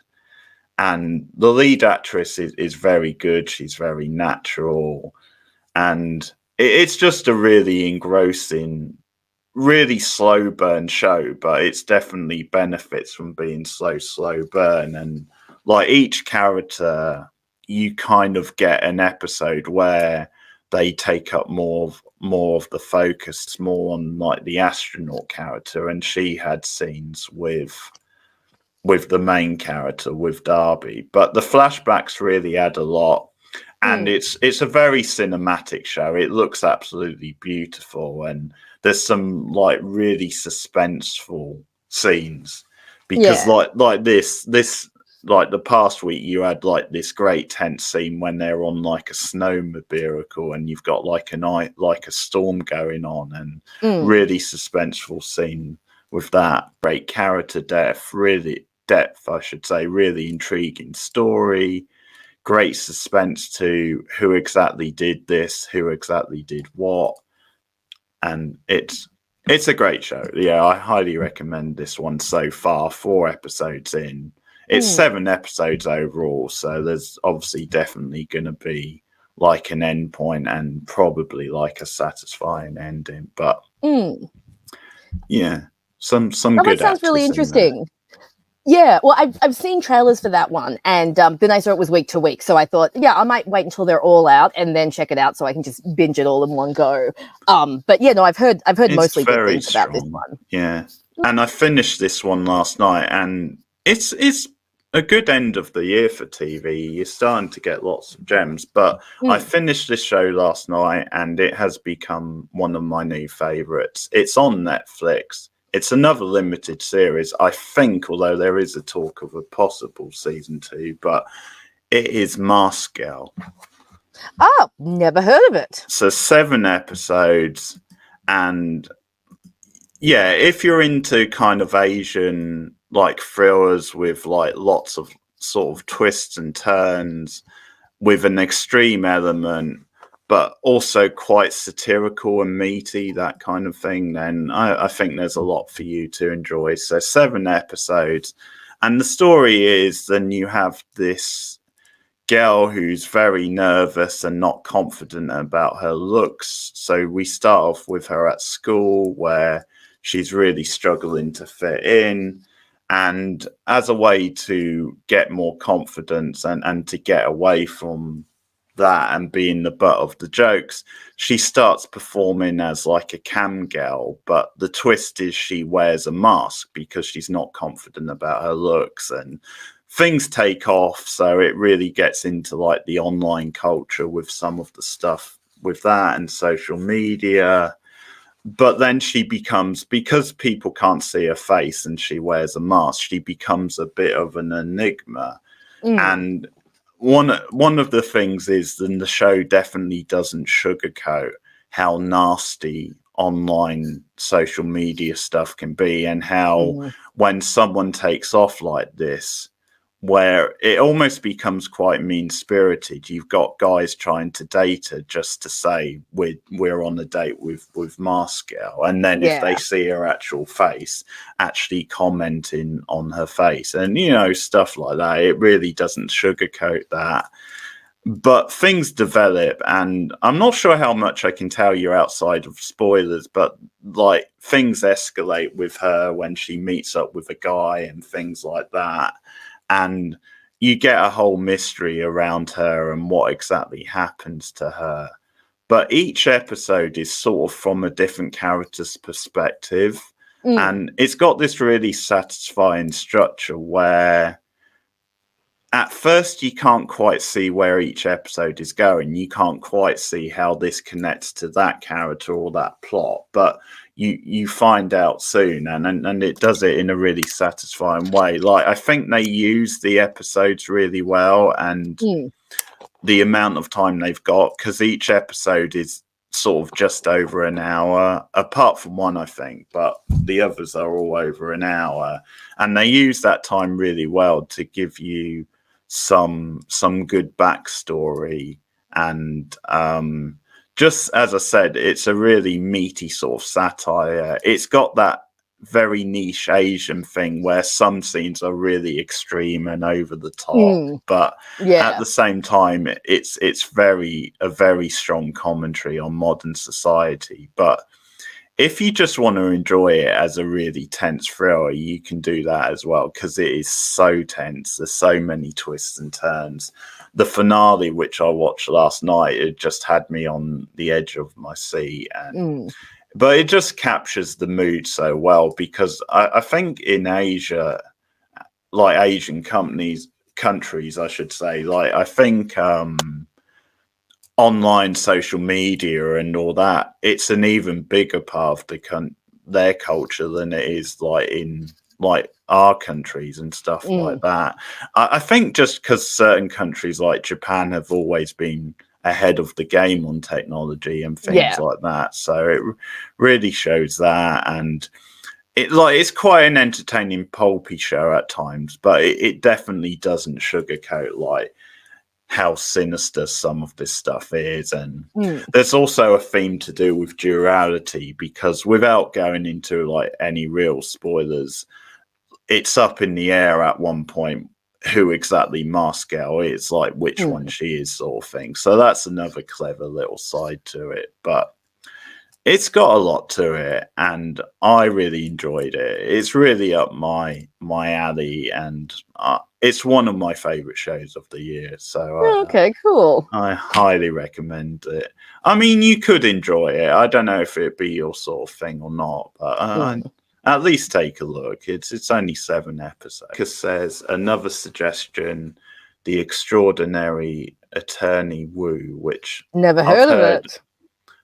I've heard of it. It's another Netflix one, and again, that's like an Asian show as well, I think. So, well, I forgot I completely forgot that there is another show that I am watching this month. I think because I just binge watch entire shows, but I'm watching this one episode by episode. And again, it's an Asian show. Stephen has me watching Squid Game. So I'm finally watching that. Cool. Yeah, so I'm up to episode 5, I think. And I'm guessing a lot of people have probably already seen it. It's been out for so long, and now they have the real version where people are actually playing Squid Game, because I think they kind of missed the point of the game. It's kind of like when the Hunger Games came out and everyone's like, oh, yeah, I want to be in the Hunger Games. It's like, did you miss the point where you die? Like, this is not a game you come out from alive.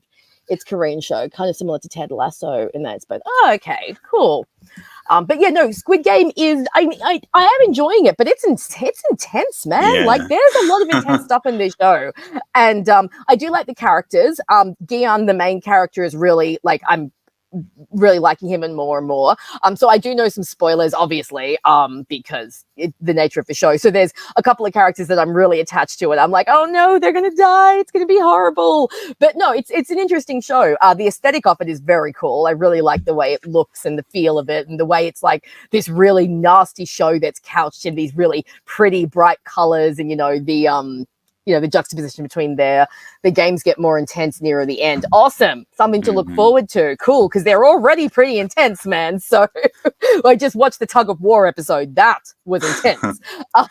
So yeah, but I am enjoying it. And it is a very good show, but I can really only handle one episode at a time because it is so intense. So about halfway through that now. Anyway, we're both watching Gilmore Girls because we're reviewing that on we the channel, and it's a big favourite of both of ours, and we're on season 2 now, quite early in season 2, so we're really hitting, I think, the peak of the show now. So yeah, you can check out our Gilmore Girls reviews. I haven't seen it yet.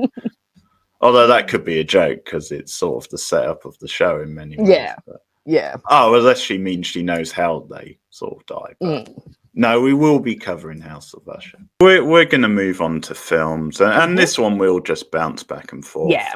Take it in turns, I think. So, Rachel, if you want to say your first. I've actually watched more TVs than movies this month. Now there are a few movies that I have watched that I don't count because I tend to watch them a lot. They're like my comfort movies. So that includes things like Scream, Rose Red, the original It, the Fear Street trilogy. I tend to just throw these on sometimes when I need background music. So I do tend to rotate my slashes. But I did watch a new movie this month with Steven, a horror movie that I've been wanting to watch for a very long time, which is The Orphanage. So that is the Spanish movie produced by Guillermo del Toro and directed by John Boyega. Now, I don't know if anyone's seen this movie, but I went into this expecting it to be uber scary. Everyone said this was like a really scary film and it has a really big twist. I just found this movie sad. Like I spent most of the movie feeling really heartbroken because it's actually a really sad movie. I think it's like a drama kind of parading as a horror. Like it's definitely got some fun haunted elements. It's definitely got some fun scares. There's like a little kid that you can see here on the screen, the one in the sack costume. But yeah, I just didn't find it that scary, but I did find it really tragic. Have you seen it, Keith? Have you seen The Orphanage? This is confusing me. Is it a remake of the Mexican film? No, or the Spanish it is film? the actual Spanish film, just just with the English title. But we watched it in Spanish. So this is La Ofentada, I think it's called. Okay. Yeah. Well, you confused me when you said John Boyega produced it. I'm pretty sure it's him. That's so Isn't random if it is. Oh, no, wait. No, sorry. I'm getting it mixed up. The Pan's Labyrinth guy, he produced it, I think. Yes, Del Toro produced it, but who it's one Bayona. He's got a similar name. That's probably why. J.A. Bayona. Oh, that's the one. Sorry. It is so sad, Cindy, isn't it? It's so sad. But yeah, I mean, it's a very well-made film. It looks really good. I thought the direction was really well. I thought the performances were really good. A remake with Katie Holmes. Oh, dear. That doesn't sound so great. Well, that'll be interesting. I don't want to give too much away in case people haven't seen it, but there is obviously a bit of a twist/reveal at the end that is quite like, oh my God, like it really hits you in the gut. But I really enjoyed it. It just wasn't what I was expecting. I really thought I was going to go in and have like a really creepy horror film about like orphanage ghosts and, because the trailer obviously doesn't give much away. But then, yeah, it's more of a family drama and a family tragedy and really sad the way it played out. So I definitely enjoyed it. And it was a new watch for me. And I will probably watch it again. But yeah, definitely different to what I was expecting. And just very, very sad. Stephen and I finished it and we're just like, oh, now we need to watch something happy because we're just so sad. But that was that was the first new movie this year. So what have you been watching? We'll bounce back and forth. Yeah, no, I do like The Orphanage. Mm. It's been a while, but no, I like that one quite a bit, and it was quite a good calling card for that director. Yeah. We covered one of his movies because he did like the Jurassic Fallen Kingdom. World. For Yeah, yeah, Jurassic yeah, World. Well, and we mm, definitely said the direction was strong in that, even yes. though it had like other issues. But Mm. have we seen? I've seen Talk to Me. Rachel I haven't hasn't seen yet. it yet, but I will. I will. Well, Yeah, I've heard it's good, good but I haven't checked film, it out yeah. yet. Yeah, I would say that's my favourite horror of the year so far, and it is now up on UK Netflix. So I'm It's on guessing, Netflix here too, yeah. so So yeah. we can do it soon. There's definitely one that's worth doing. I watched this the other weekend on BBC Two, and it's a Betty Davis movie from Yeah. 1939. Not even I was around then, I assure you people. It's called Dark Victory. So Okay. Oscar-nominated Betty Davis melodrama. It's actually got, because it's got his name on the poster, but Humphrey Bogart's in it as Oh, it well. is his too. Yeah. But it's before he was like well known. It's like literally just before he hit it big in like the early 40s. So it's more of a supporting role. But yeah, the story is then she's like a socialite who's enjoying life, full of life, and then she gets diagnosed with like brain cancer, and the whole thing is about her treatment. She sort of falls for her doctor, who at the start of the movie comes off as a bit like standoffish and a bit like set in his ways and doesn't really engage too much with the patients, but he develops this relationship and becomes emotionally involved. He thinks then she's cured and it's been a success, but like the doctor's actually lying to her because he Oh, that's can't. ethical. Yeah, it is ethical. But like it's that whole thing of he like in his mind he thinks it's better to let her enjoy her life and just Okay. enjoy the time she's got left rather than actually break the truth to her. And you've got a thing with the best friend because the best friend is a character in the movie who's really close to the Betty Davis character, and she's, because she knows the truth for a while, she's very cut up and really conflicted and saying, no, this probably isn't fair. You've got to like tell her. And so I was wondering why it was called Dark Victory. I think it's called Dark Victory because ultimately she gets a victory, like when she eventually finds out the truth, and for a while she's naturally pissed with like the people close to her. But I think it's called Dark Victory because she does reclaim a sense of having a great life because she knows she's only got so much time left. So she just learns to enjoy the time she's got left and making the most of it. But yeah, it is quite an interesting film because it is such an old film now, and actually dealing with like brain cancer, which would have been in its early development at that time when it comes to like medicine and understanding it. And like it's obviously a very well done melodrama, and it's a great role for Betty Davis. It's like an ideal role for her, and she's obviously was such a great actress, very charismatic, but she really commands the screen as well and can do some good dramatic scenes.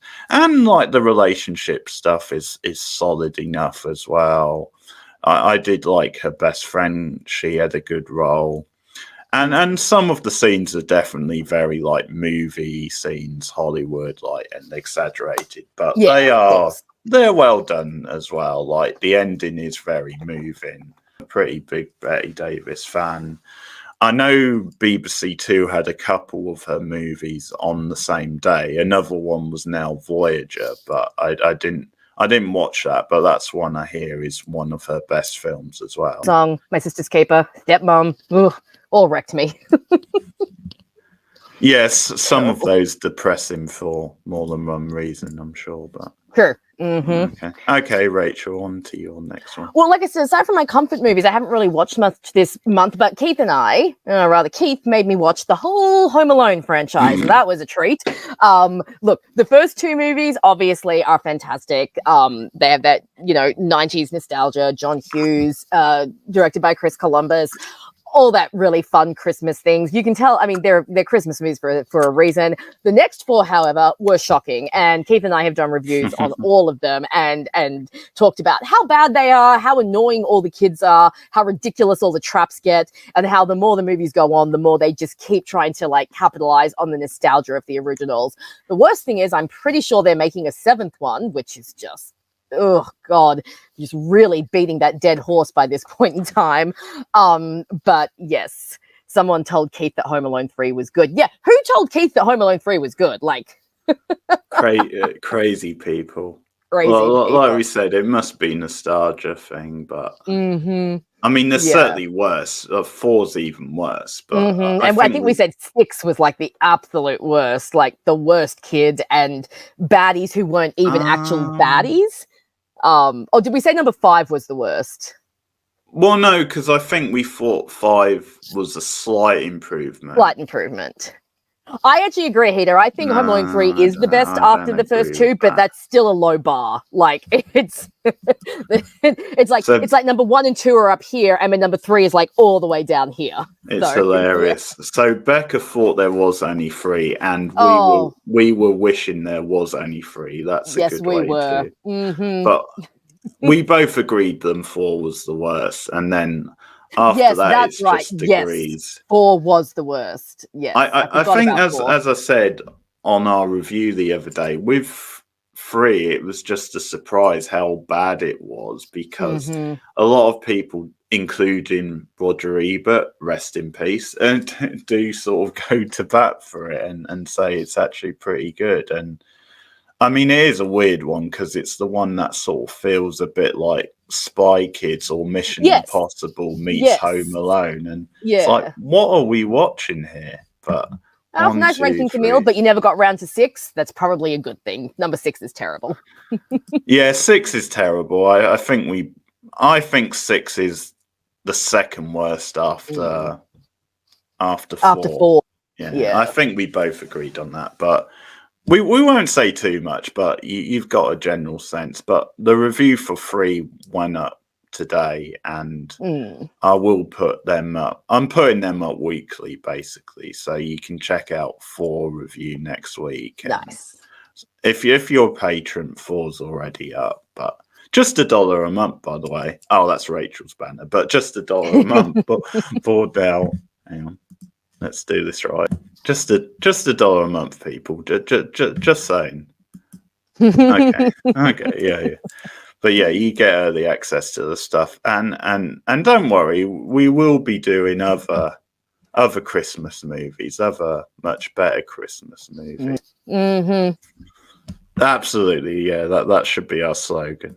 Went to the cinema last night, and this was one of my 3 movies for a month, Marvels. So the latest Marvel, okay, which is obviously bombed, and I'm quite sad it bombed because it's from the same director as Candyman, the recent. Yeah, it is. It's from Nia DaCosta, who I think is a really talented director. And even though that movie wasn't perfect, I thought she showed a lot of skills directing that, and did seem like a director that's definitely worth checking out and watching out for. So I was glad that she's got a movie like this. And I'm sad for her than it has bombed the way it has. It's sort of worth saying, as someone else has said, then it I don't know if it's African American in general, but it's definitely the highest grossing movie by an African American female director. So that is actually a landmark of its own, even though it's bombed by the standards of like a Marvel movie. I quite enjoyed it. I thought it was quite fun.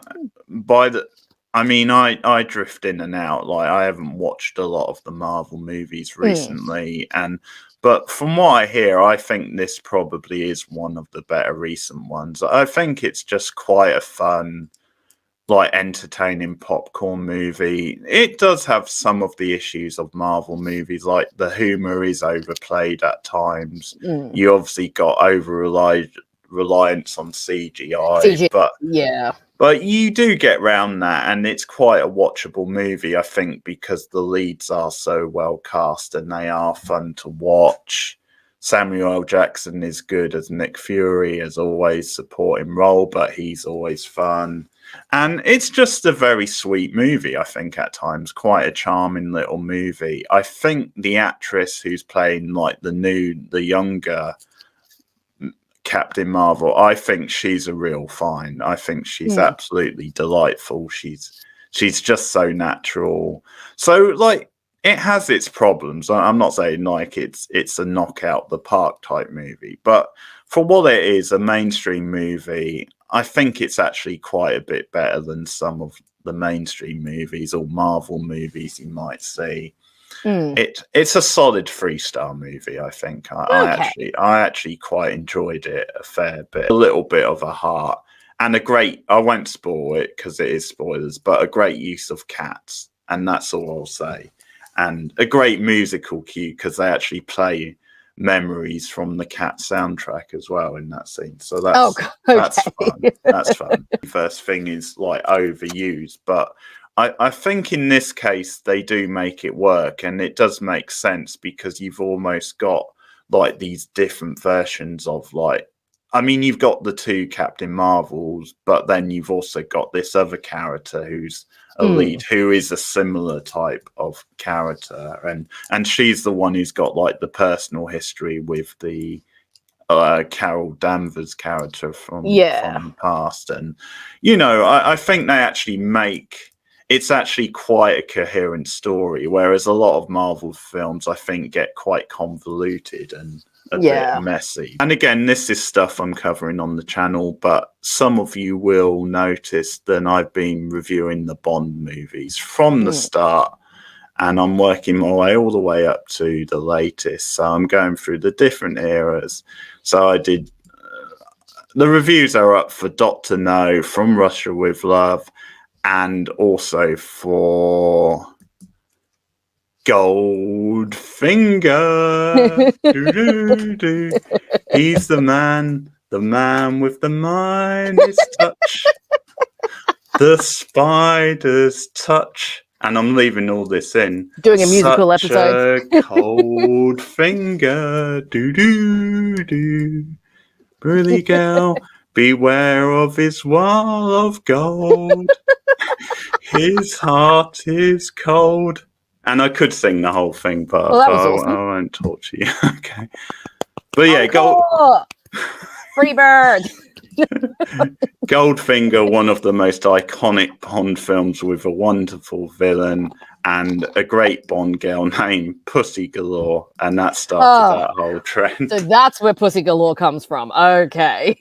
and you know the power of Bond is he's just so charming. He can either turn a lesbian. So I mean, he can clearly turn any woman's head if he can turn a lesbian. So that's something we learned from Goldfinger.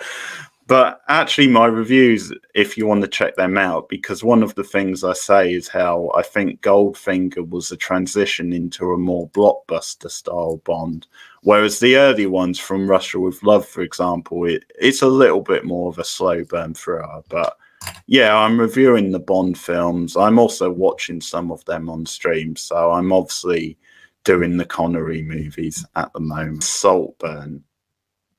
Yeah, that's getting some mixed reactions. Saltburn. Yeah, I've heard of some scenes from that movie that sound very disturbing.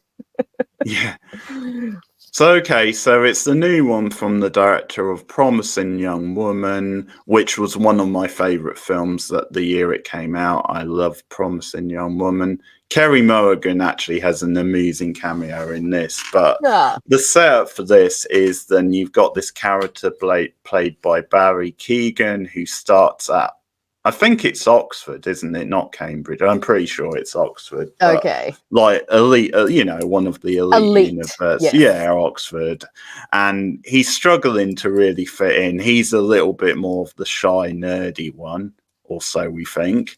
But he becomes attached to this more like cool slacker style rich character. And I think that's partly what they play up in the film, is then the Barry Keoghan character is more working class and a little bit more from a traditional family. But he gets attached to this character who's, you know, a bit more of a suave, like, ladies' man and a bit more of a slacker.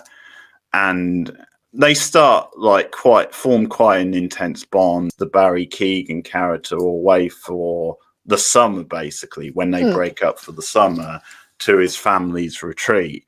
And you've got his family, so brilliant casting of the parents, Rosamund Pike and I love her. Richard E. Grant.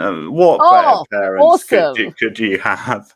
And Rosamund Pike steals the film. I'll say She that usually she's does. so wonderful. She's so in her element with some of the like snooty comments. And one of my favorite bits is when she starts talking about, because they're listening to like a Britpop track at some point, and she brings up the track Common People by Pulp, and she starts claiming that it was like based on her, because she's saying things like, I grew up this time and I appeared in like music videos for like Blur or bands like that because I was like a model.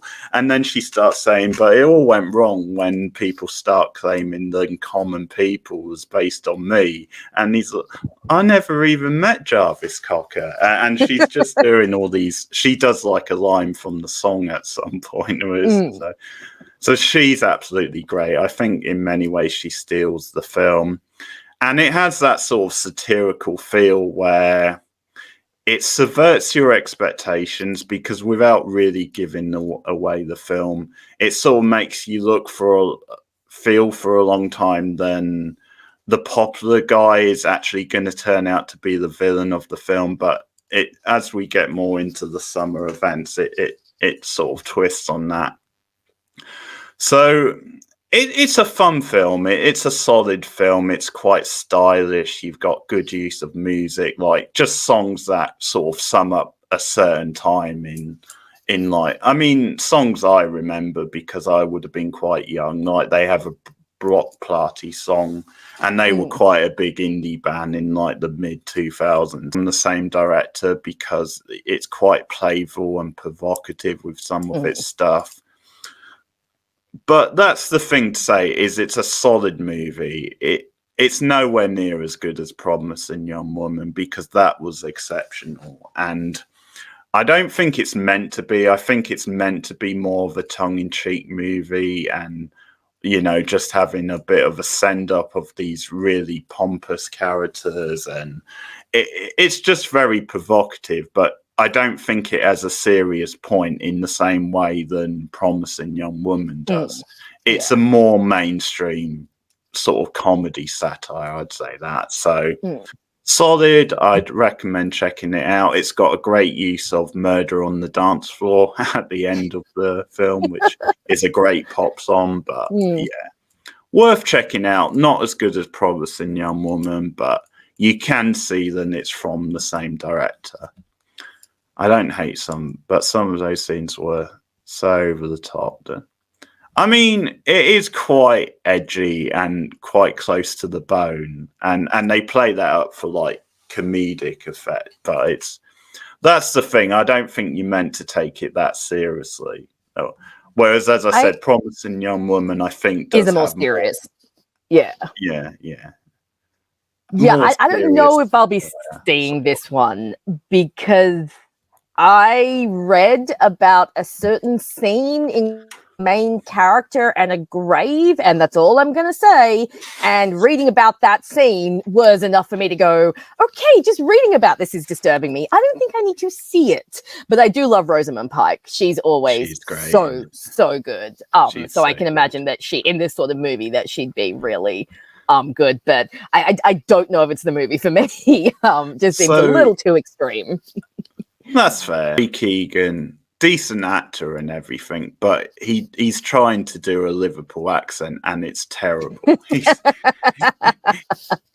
He's Irish, by the way, but his version of a Liverpool accent is rubbish. And the other thing is the other lead, the guy who's in Euphoria, he's getting a lot of roles at the moment, and they're trying to make him into a star, and it's not working. I can't quite see it, because when he's playing the Euphoria type character, like the quite nasty shadow Patrick Bateman style character, I think he works in those roles, and that's similar to what he's playing in this. But I know he's going to be in that new Elvis film, Priscilla, where he's cast as Elvis. That one I will probably see, because I like Sophia Coppola.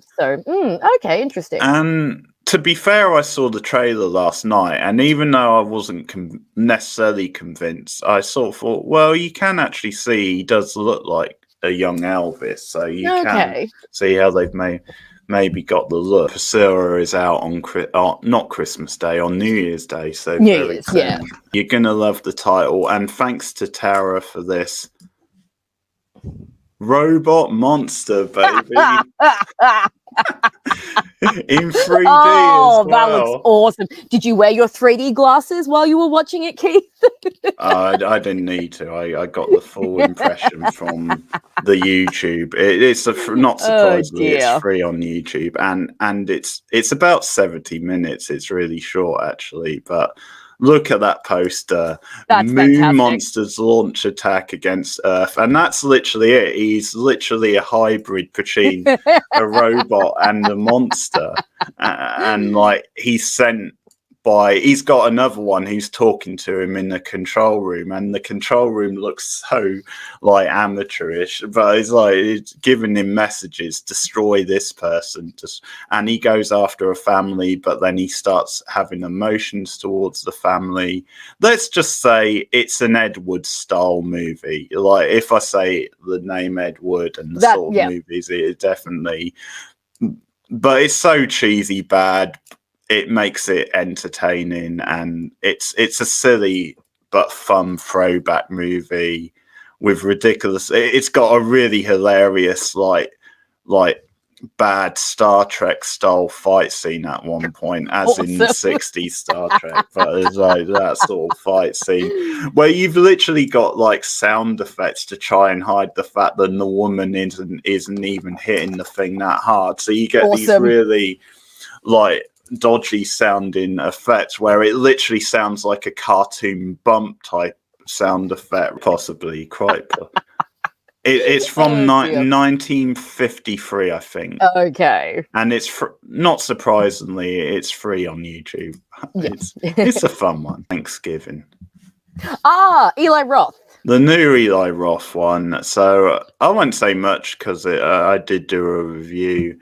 But by his low standards, because I'm not a big Eli Roth fan, it is one of the better. I think partly because he cuts out the torture porn stuff, and it's just sort of a pulpy like entertainment one, which you're not meant to take that seriously. Yeah, it depends on your taste, Becca. But like if you're into quite like tongue-in-cheek horror movies where you've got some fun violence and over-the-top violence, then you're going to enjoy it. If you're not really into that stuff, you're probably not going to enjoy it.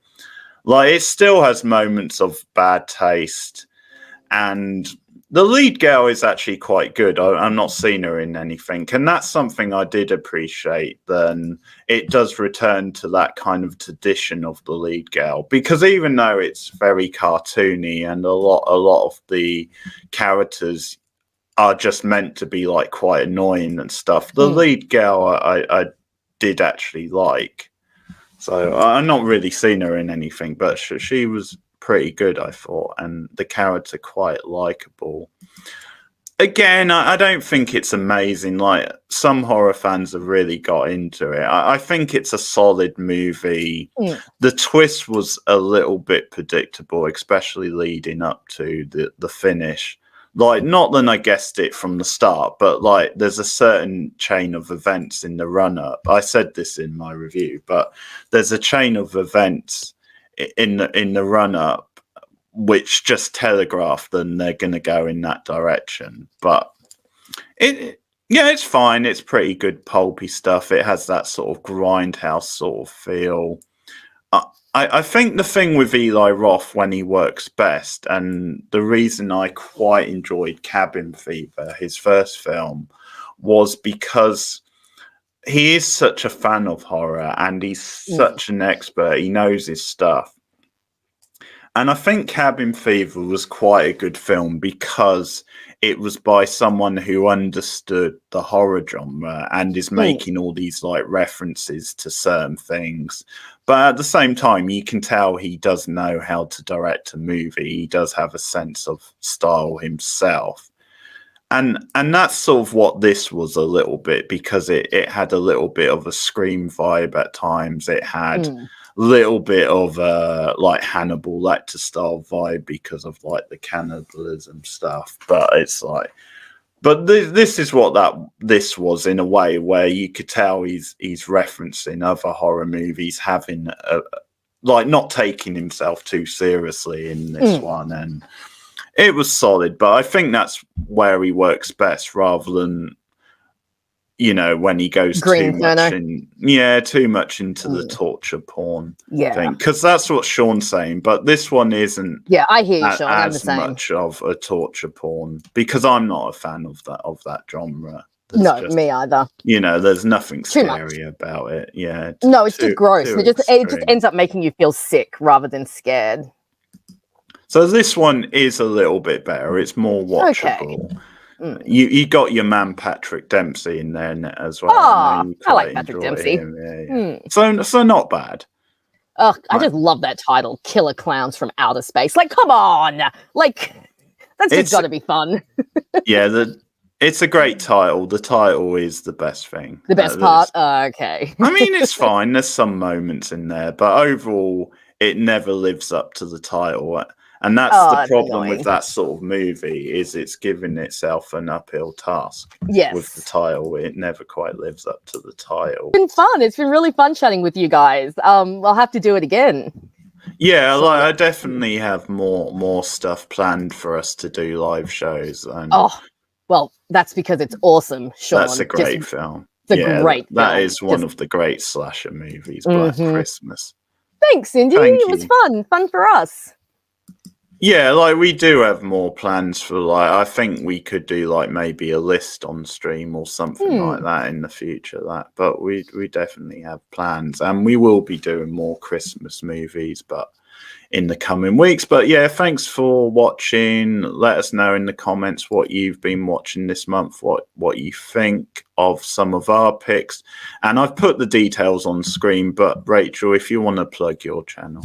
Yeah, guys, as you can see, Keith's got the link up. Come follow me, Rachel Macdonald, or my handle is Rachel Does Fandom. That was my original name. But yeah, lots of video essays, TV shows, movies. I know some of you have already been there, but yeah, come and follow me everywhere. Keith's got the link up there, and he usually puts the link in the description. It's usually when we haven't disagreed too much. So we'll see if he decides to put one in today. But it'll be great if you guys come follow me everywhere. It's up there, and obviously, as I said before, you can also support me, patreon.com/borednow. Just $1 a month. You get early access to movie reviews, you get movie and TV commentaries. I'll be doing some special Christmas movie commentaries this coming month. I also do X-Files commentaries, and in the future we've got like stuff planned, like kind of discussion type, opinion based videos, that kind of thing. So yeah, if you want to help me out monetarily, just as little as $1 a month at that Patreon link. Also, you can make a one-off donation, and the PayPal link is there on the banner. If you want to enjoy the chaos in its full glory, I will definitely leave the live stream version up as well. But thanks, guys. Have a good one. See you again soon. Good night. Bye, guys. See ya.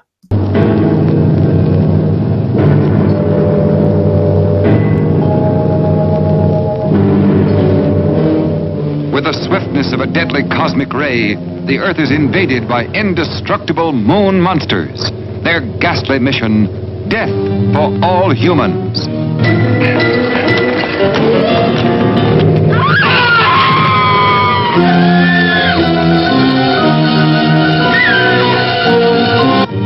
Astounding technical developments are being made to protect mankind.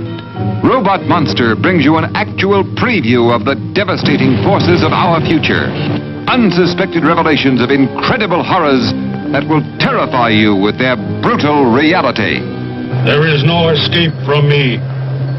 Fool humans, there is no escape.